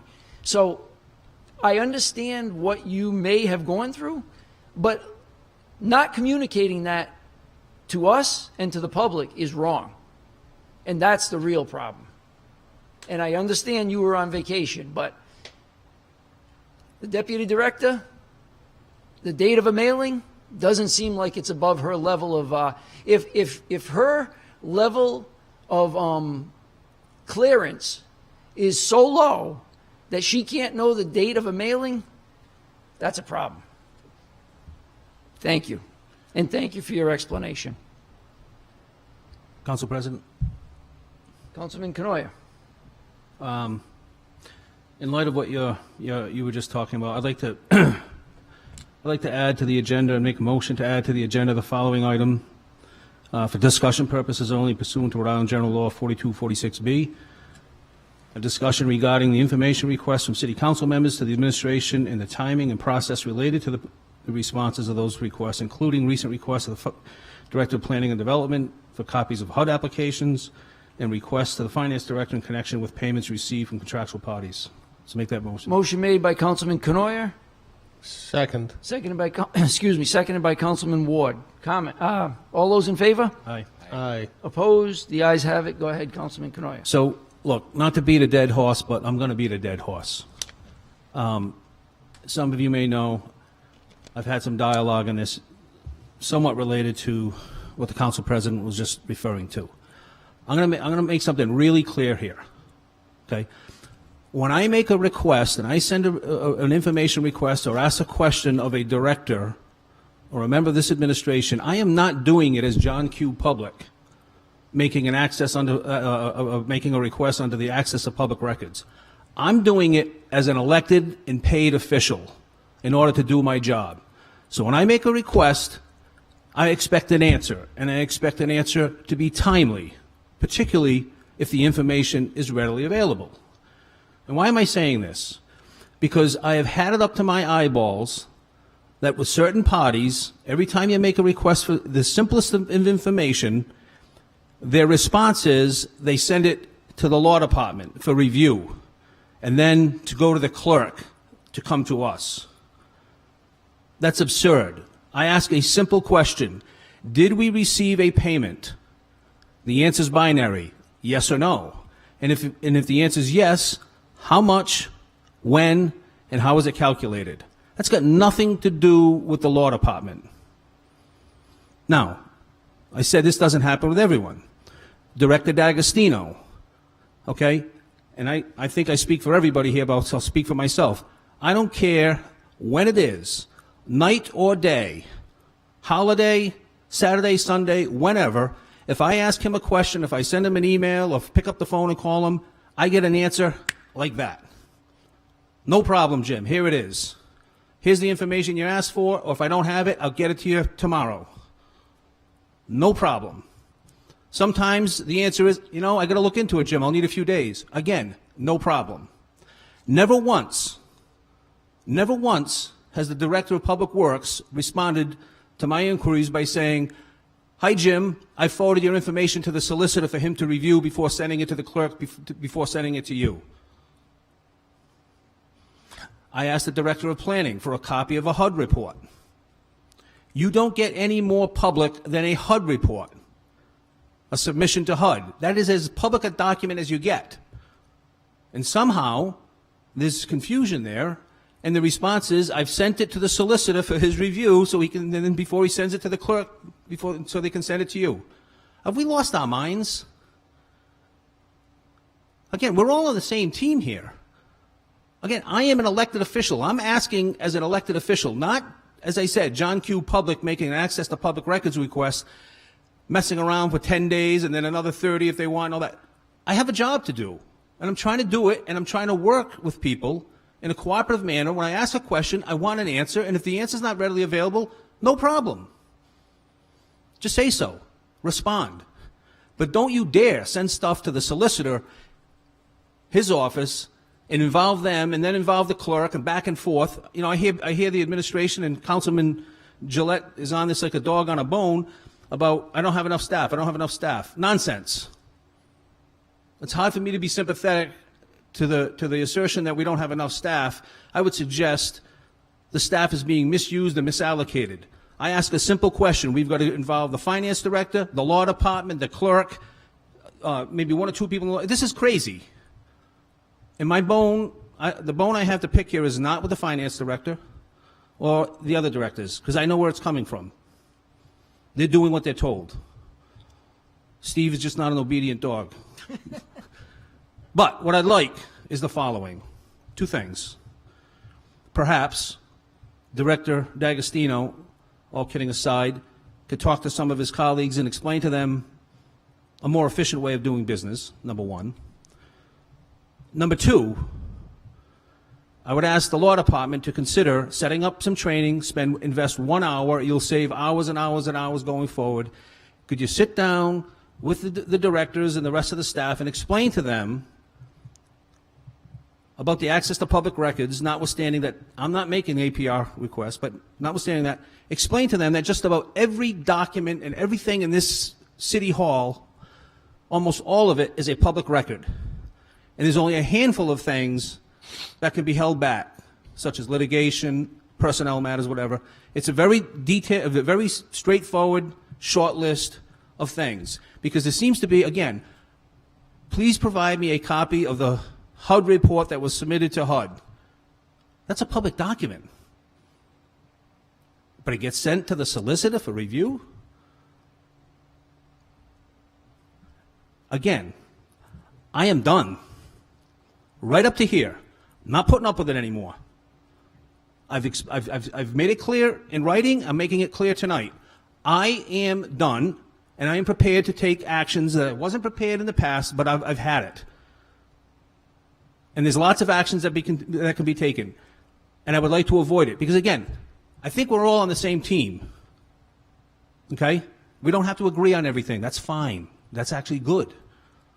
But when I say, have we received a payment, the answer is either yes or no, not I've sent it to the law department. And again, that is not a criticism to the director or the directors that have done that. But I'm telling you right now, if it doesn't change tomorrow, you're going to see some ordinances on here. Come September and October, it's going to make your head spin. Thank you. Thank you. Moving on, we finished the unfinished business. So moving on to new business, Madam Clerk. 21055, an amendment of Chapter 7345 of the ordinances of the City of Woonsocket entitled Salaries of City Officers of the City of Woonsocket. Can I have a motion? Motion to approve? Motion made by Councilwoman Sierra, I'll second. Seconded by Councilman Susi. Comments? Council Councilwoman Sierra.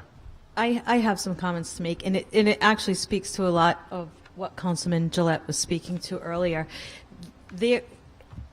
It's certainly not our choice who the administration puts in these positions. However, there is such a major shortage. There's a major shortage of help out there in every in every sector, and obviously we're feeling it here at City Hall.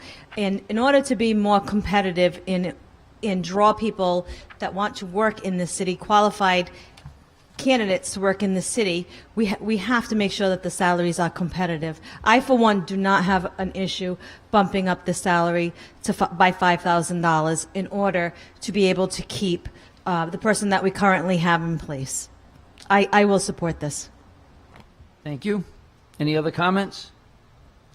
Council President. Councilman Ward.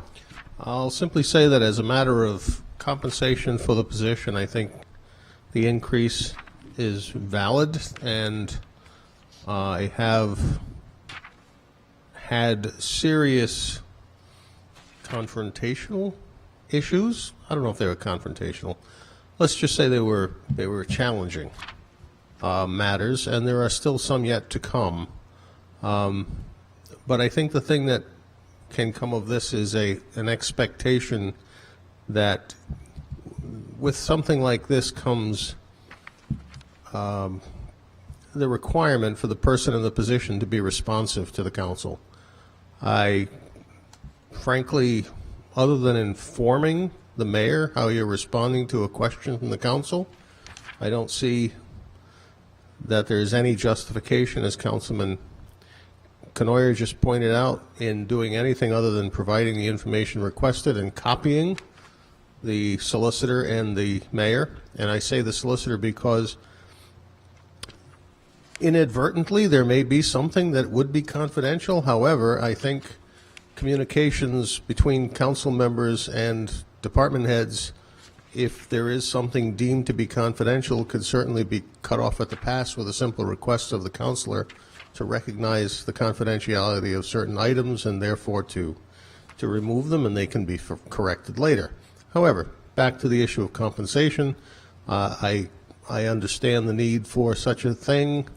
I'm cautious about who gets it, but I think I can approve this, knowing that the person in the position will be challenged significantly and immediately have to answer questions as to the bid process and who instructed someone to do something other than what the bid was that was awarded. So with that, I think I can support it reluctantly, with an expectation of a different level of performance by this person currently in the position.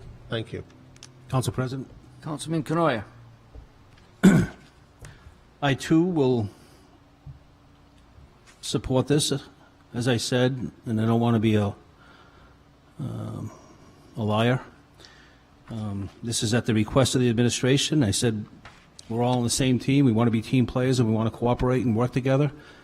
So in that regard, I will support this, but I do have my concerns.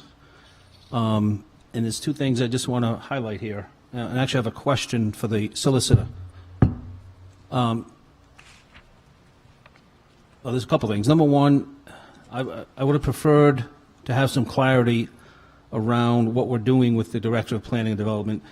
The $5,000 increase, is this for, I'm assuming, is this for the incumbent? The mayor hasn't indicated that this is for the incumbent.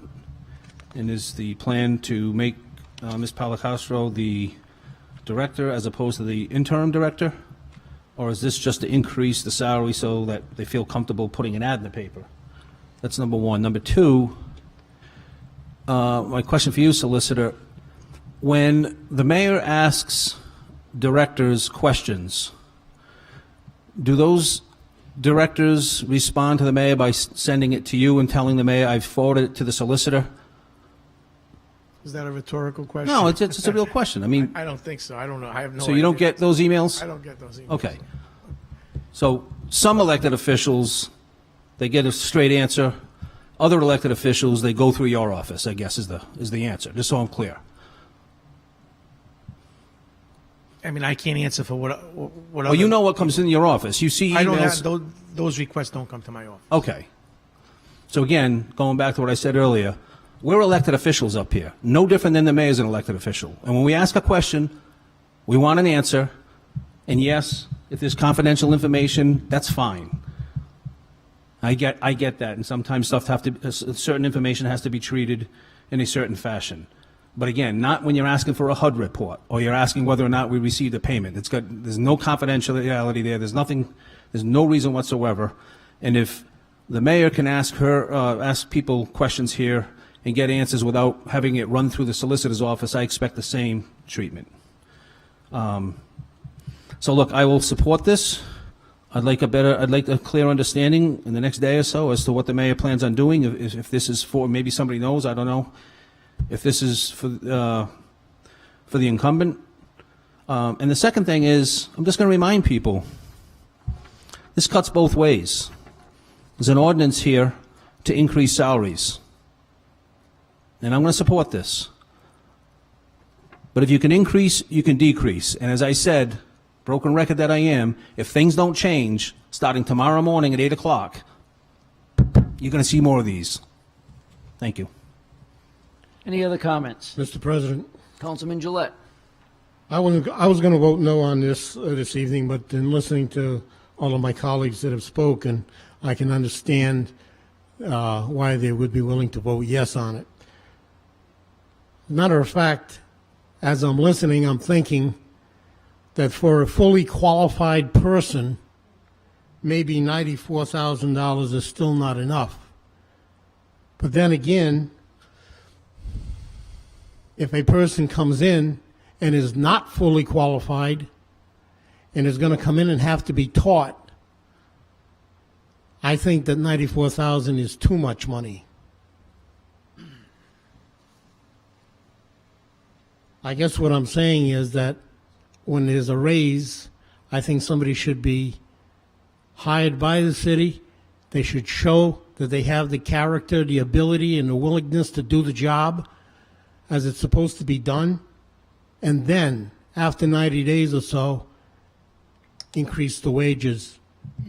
That would probably put the position in a closer amount that the position should be paid, at least according to the other communities that already pay more. So this evening, I'll say yes. I'll go along with the rest of you.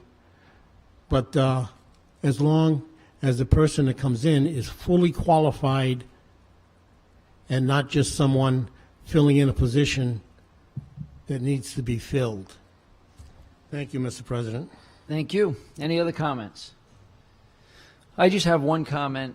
For those of you that saw the budget hearing, at that meeting, I had a little bit of a back and forth with one of the deputy director, the deputy finance director, coincidentally.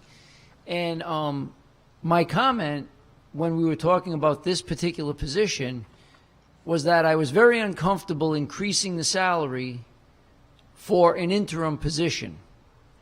And back in July, I said I would probably act differently if the person that was going to be the permanent position holder was made permanent and no longer interim. I would look at this raise differently. And I listened to Councilwoman Sierra and Councilman Ward say the person that's in that position now, well, technically there's nobody in that position right now because it's an interim position. So I have a problem where, as Councilman Gillette says, you're asking for money, and who's that money for? Is this to try and bring people in that we don't know who they are? Or is it the interim person will finally make them permanent? I don't know that answer. And I will reluctantly support the increase, but know that my reluctance is based on the fact, as I said back in July, months ago in July, I have a problem when you keep positions filled with interim people. We need to fill positions. And when we have people and you maintain an interim position, they have less commitment than our truly dedicated directors who have bought on and are what's that saying? Lock, stock, and barrel or whatever to the city. We want directors that are committed to us, yet we're not committing to them. We leave them as interim people. It's not the way to do business, and that was my problem in July. It hasn't changed, but I will support this based on words from my colleagues. Are there any other comments? Council President. Councilman Ward. Having heard what you said about an interim position, I can't disagree with you that I'm not sure it applies to someone who's in an interim position, and maybe that does need further clarification. And it is troubling that we still have positions that are open, like the tax assessor's position, where we hire and fire rather quickly, and we still pay the Providence tax assessor at a rate that is equivalent, if it were full-time pay, to $160,000 a year to do part-time work for us. So, yeah, we need to clear these personnel matters up, and maybe it is that such that unless this is a permanent appointment, that maybe the increase shouldn't apply unless that is the case. So, not sure. It does trouble me, though, that it's interim, because to me that's essentially a opening base salary kind of thing, and only kicks in for production and experience once the person is made permanent. So I'll support it, but I don't know if it's intended to be paid to the interim position. Thank you. Well, maybe we can get that answer before second passage. Very good. That being said, roll call, Madam Clerk. Councilman Canoia? Yes. Councilman Gillette? Yes. Councilwoman Sierra? Yes. Councilman Susi? Yes. Councilman Ward? Yes. President Gendron? Yes, and 21055 is approved, 6-0, first passage. 21057, amending the Code of Ordinances, City of Woonsocket, Rhode Island, Appendix A, entitled Personnel Ordinance, Section 2.1A, in connection with appointments within the Law Department. Motion to approve, Jim. Motion made by Councilman Canoia. Second. Seconded by Councilwoman Sierra and Councilman Ward. Comments? Council President. Councilman Canoia. Very briefly, this is just amending the Personnel Code of Ordinances to make clear that the staff within the Law Department, which is headed up by the Solicitor, those positions are appointed by the Solicitor. It's not as clear as it could be in our existing document. So this is just an effort to clarify that, so there's no confusion. Very simple stuff. Thank you. Thank you. Any other comments? Hearing none, roll call, Madam Clerk. Councilman Canoia? Yes. Councilman Gillette? Yes. Councilwoman Sierra? Yes. Councilman Susi? Yes. Councilman Ward? Yes. President Gendron? Yes, and 21057 is approved, 6-0, first passage. 21058, granted a petition for a new joint pole for National Grid and Verizon on Chester Street. Motion to pass. Motion made by Councilman Gillette. Second. Seconded by Councilman Ward. Comments? Hearing none, roll call, Madam Clerk. Councilman Canoia? Yes. Councilman Gillette? Yes. Councilwoman Sierra? Yes. Councilman Susi? Yes. Councilman Ward? Yes. President Gendron? Yes, and 21058 is approved, 6-0, first passage. 21059, granted a petition for a new joint pole for National Grid and Verizon on Mechanic Avenue. Motion to pass. Motion made by Councilman Gillette, seconded by Councilman Ward. Comments? Hearing none, roll call, Madam Clerk. Councilman Canoia? Yes. Councilman Gillette? Yes. Councilwoman Sierra? Yes. Councilman Susi? Yes. Councilman Ward? Yes. President Gendron? Yes, and 21059 is approved, 6-0, first passage. 21060, ordinance and amendment of Chapter 10 entitled Garbage and Trash of the Code of Ordinances of the City of Woonsocket. Motion to approve. Motion made by Councilman Ward, seconded by Councilman Canoia. Comments? Council President. Councilman Ward. Just want to thank whoever the folks were involved in updating this to make it current. It was something I pointed out, and it's been promptly taken care of, and Next, I'll point out a few other spots where this occurs. But thank you for taking prompt action to correct them. They're technical matters, but they can be important if someone's trying to find out answers. So thanks again. Thank you. Any other comments? Hearing none, roll call, Madam Clerk. Councilman Canoia? Yes. Councilman Gillette? Yes. Councilwoman Sierra? Yes. Councilman Susie? Yes. Councilman Ward? Yes. President Gendron? Yes, and 21060 is approved, 6-0, first passage. 21061, transferring funds from contingency to legislative department. Motion to approve. Second. Motion made by Councilman Canoia, seconded by Councilman Ward. Comments? Hearing none, roll call, Madam Clerk. Councilman Canoia? Yes. Councilman Gillette? Yes. Councilwoman Sierra?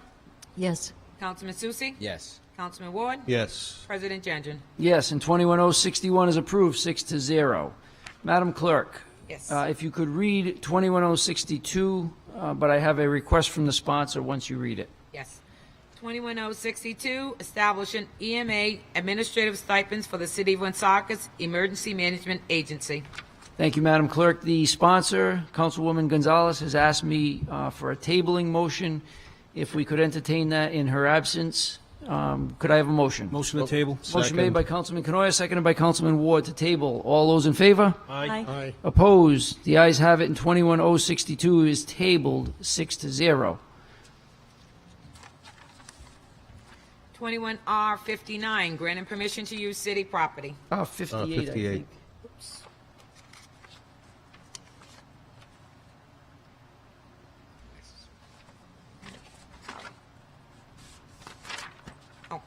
Authorizing the cancellation of certain taxes. Motion to approve. Motion made by Councilman Ward, seconded by Councilman Gillette.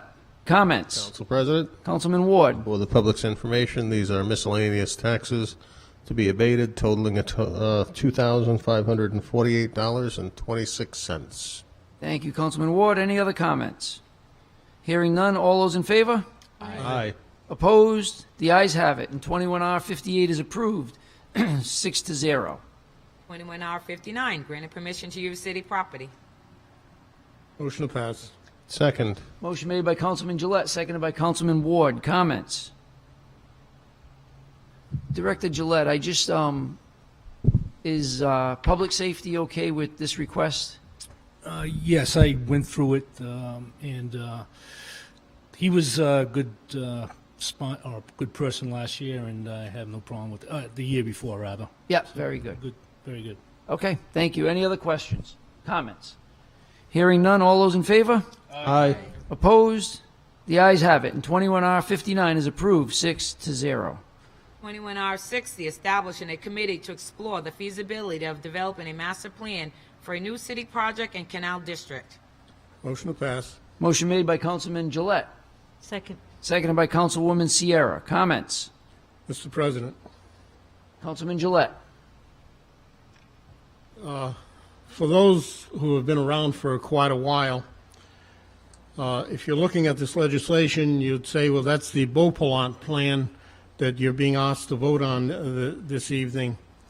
Well, Mr. Beaupont wants to make sure that people understand that he's swallowing his pride and doesn't want to let his ego interfere with his judgment, and therefore the name has been changed. Rather than as the Beaupont plan, it is now going to be considered the Master Plan for New City Project and Canal District. After hearing the conversation this evening, I got a little butterflies in my stomach because not today, not tomorrow, but in the near future, the planning department is going to play a vital role in this legislation.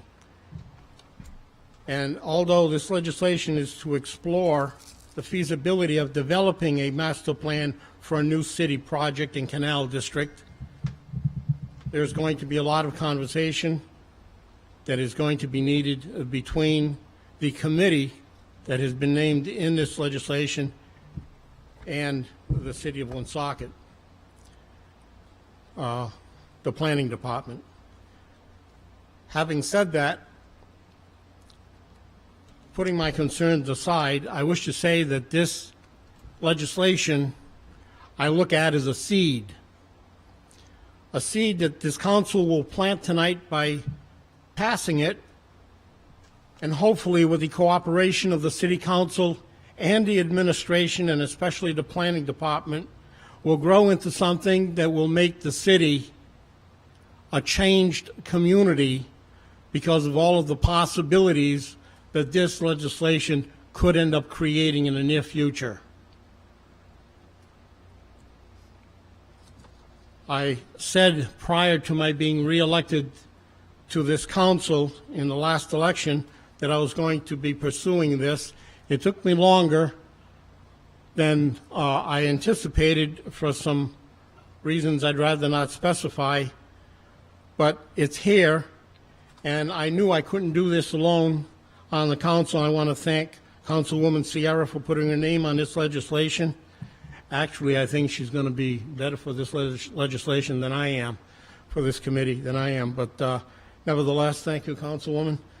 I urge my colleagues to pass this because this can, and I believe will be, something good for the city of Woonsocket long term.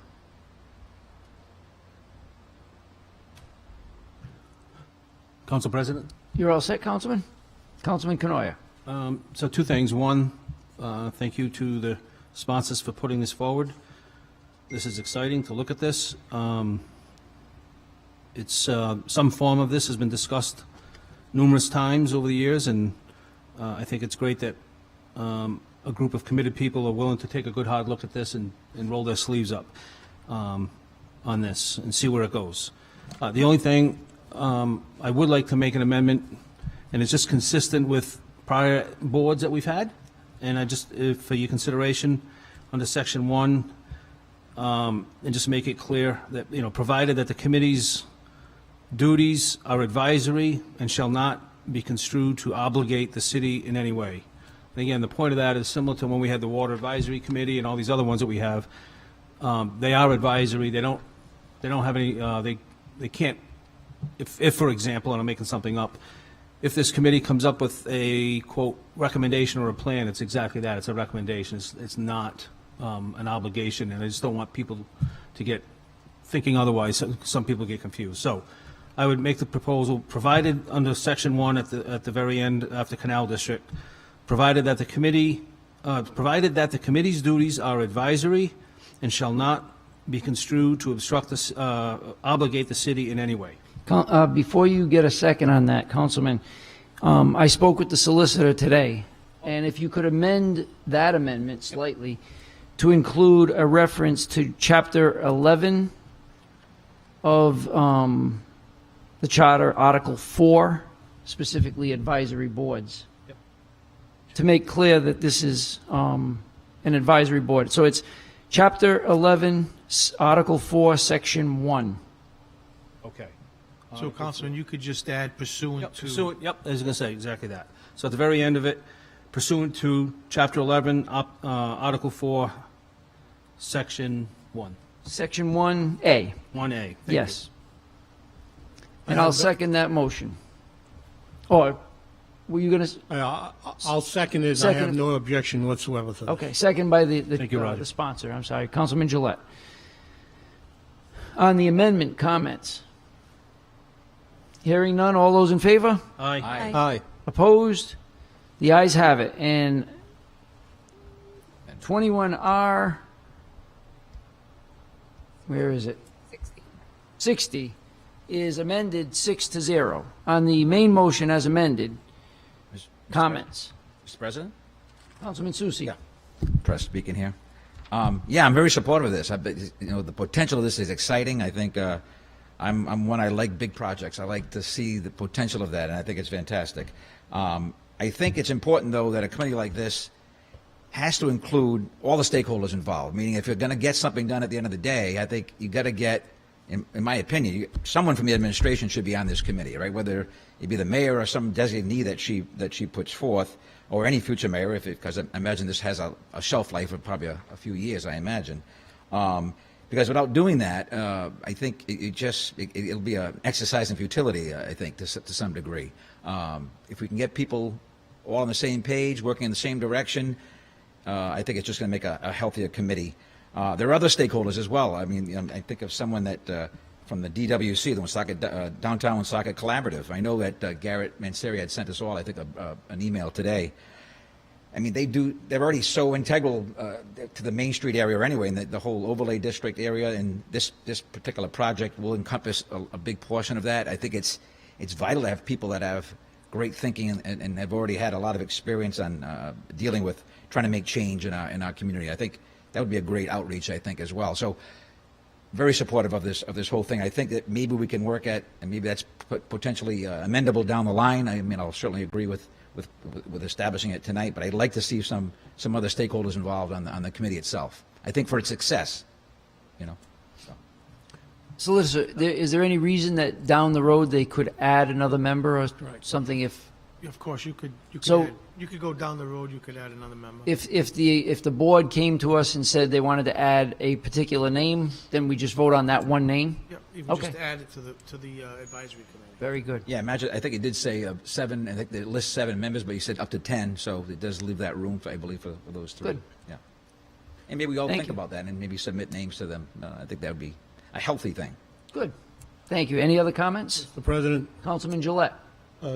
I did think of that. I didn't think of it in time to put it on the legislation, but my thought was at our very first meeting, we can discuss that, and they could vote on it, and if they wish to see that at the beginning, fine. If they want to wait a little while to get their feet wet and established before asking that and bringing somebody in from the administration when they feel it's time, then that could be their decision also.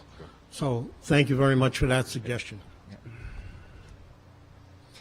And any other comments? Council President. Councilman Ward. Just one question of the sponsors. I'm sure you have something in mind, but it's not evident in the documentation as to what constitutes the quote-unquote canal district in terms of geography.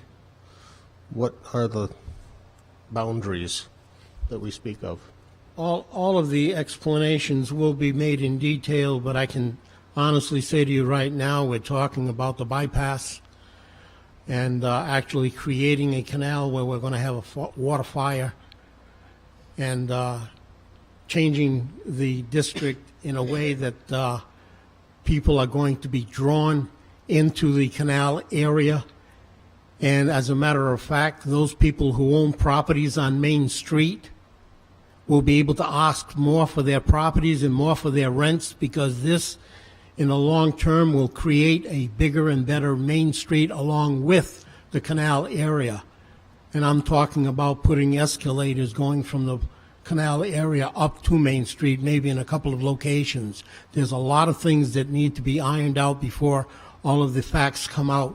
So, And I think we need to keep it, the discussion to this advisory board at this point, and I think well, the we don't have advisory those board, details yet, but the advisory board, we're developing we'll the put it advisory in board. plainer and more exact details. It's very, very exciting. I cannot wait for proper presentations to be made both to the council and to the administration and to the general public. Good. Any other comments? Hearing none, all those in favor? Aye. Aye. Opposed? The ayes have it, and 21R60 is approved, 6-0 as amended. 21R61, authorizing the Public Works Director to enter into a contract with Park Corporation. Motion to approve? Second. Motion made by Councilwoman Sierra, seconded by Councilman Ward. Comments? Question. Council President. Councilman Canoyer. No, you go ahead, John. Councilman Ward. I just want to say that I hope that that there is a solution to the Teresa Street, Teresa Brook in East Woonsocket, because since I was 13 years old delivering newspapers and living across the street regularly flooded over, and I don't think it's ever changed. And it always seemed to me that a lot of what causes, well, some of what causes the problem is the depth of the brook is not sufficient, but also the vegetation that grows over tends to take up space that causes the water to go over the street from time to time, and nature isn't allowed to be nature. And I'm not even sure that piping the entire length of the brook would solve the problem, but between Mendon Road turning into a lake and further down at the bottom of Langevin Avenue turning into a lake, I will be interested to see how a solution can be found, because it's going to be a challenge from my experience. And that's the vast experience that one gets as a 15-year-old picking up your bundles of newspapers from the edge of the lake. But good luck. We'll need it. Thank you. Any other comments? I have one question, Director, and Mr. DeBrois is here too. I'll let Mike address it. He's spent most of the time on this project, and he has the historical knowledge long before me. Yeah, okay. I mean, I have what I think is a solution, but Mike, I'll let Mike handle it. I just, my simple question was, I had brought a problem to the Director regarding a house that you have since gone and looked at, and they had a flooding problem. Is there any case that this may encompass that property that we were? The one you're talking about is Iron Rock Brook? I'm sorry? The Iron Rock Brook? No, it was Barassa. Oh, all right, I know what you want. No, that would not address that situation. It won't, over there. okay. No. Okay. I don't want to get into it. Another stream, another design, Okay. another study. All right, thank you. Any other comments? Quick question, does this entail doing anything, and I'm not familiar with all these areas, but do you remember we bought the property at Holly Springs and there was a culvert that had to be dealt with? It's got nothing to do with that, does it, or does it? Go ahead. Not with Holly Springs either. So, You know the culvert that had to be rectified before we purchased that property? There was an outstanding... that was the dam over there? No, Yeah. that's all set. That's all been done. It's been maintained. Okay, beautiful. Thank you. It does start with the Iron Rock Brook area, but the section that we're looking at is a little bit further down by Mendon Road. Perfect. Thanks, Mike. Thank you. Any other comments? I'm glad you got to say something tonight, Mike, that you weren't here for nothing all night. With nothing else, all those in favor? Aye. Aye. Opposed? The ayes have it, and 21R61 is approved, 6-0. 21R62, authorization to sign third addendum to purchase and sale agreement for property located at 777 Providence Street, Woonsocket, Rhode Island. Motion to pass. Motion made by Second. Councilman Gillette, seconded by Councilman Ward. 3 times the charm here, guys? Maybe we'll get it done? Any comments? Hearing none. All those in favor? Aye. Aye. Opposed? The ayes have it. 21R62 is approved, 6-0. 21R63, authorizing the settlement of certain claims of Walnut Hills LLC, now known as Greystone and Company 2 LLC. Motion to approve for purposes of discussion. Motion made by Councilman Ward, seconded by Councilman Canoyer. Comments? Council President, Councilman Ward. I know I have in the past asked, and maybe we can still plan to schedule a work session with the solicitor to discuss all of the various pieces of litigation related to our tax assessments. But this one looks like we are settling, and the cost of that settlement will be to reduce the taxes associated with these properties for 2015, 16, and 17 by issuing credits for 21, 22, 23 for $116,666.67, which is $350,000 total tax reduction. Not valuation adjustment. These are the tax reduction. And so I'm assuming this is something that comes out of litigation and is an attempt to settle Yes. a case. And I'll be voting to approve it because it's probably something that we would lose if we pursue. You're right about that. And I will vote yes on this, but if you could, following this, provide us with the valuation change that creates this tax effect based upon what the assessment was for 2015 to 17, and what the assessment was for 18, 19, 20, and 21, because frankly, if it counts for 15 to 17, I have to question, was there some adjustment made in 2018 that those years are not included, or is that a yet to be determined, decided case? Yet to be determined. That's a yet to be decided case? Yeah, so Okay, so the 315,000, in fact, is still, the balance of those years is still in litigation. the remaining years, yes. And so just the I reason. just wanted to have that clear in my head. Yeah. Very good. Thank you very much. That's all I have. Thank you. Any other comments? Hearing none, all those in favor? Aye. Aye. Opposed? The ayes have it.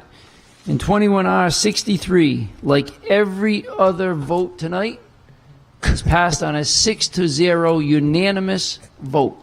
Council President, Councilman Ward. we've had enough. I motion to adjourn. Motion made by Councilman Ward, seconded by Councilman Canoyer. All those in favor? Aye. Opposed? The ayes have it, and we are adjourned at 9:35. Have a good night, everyone.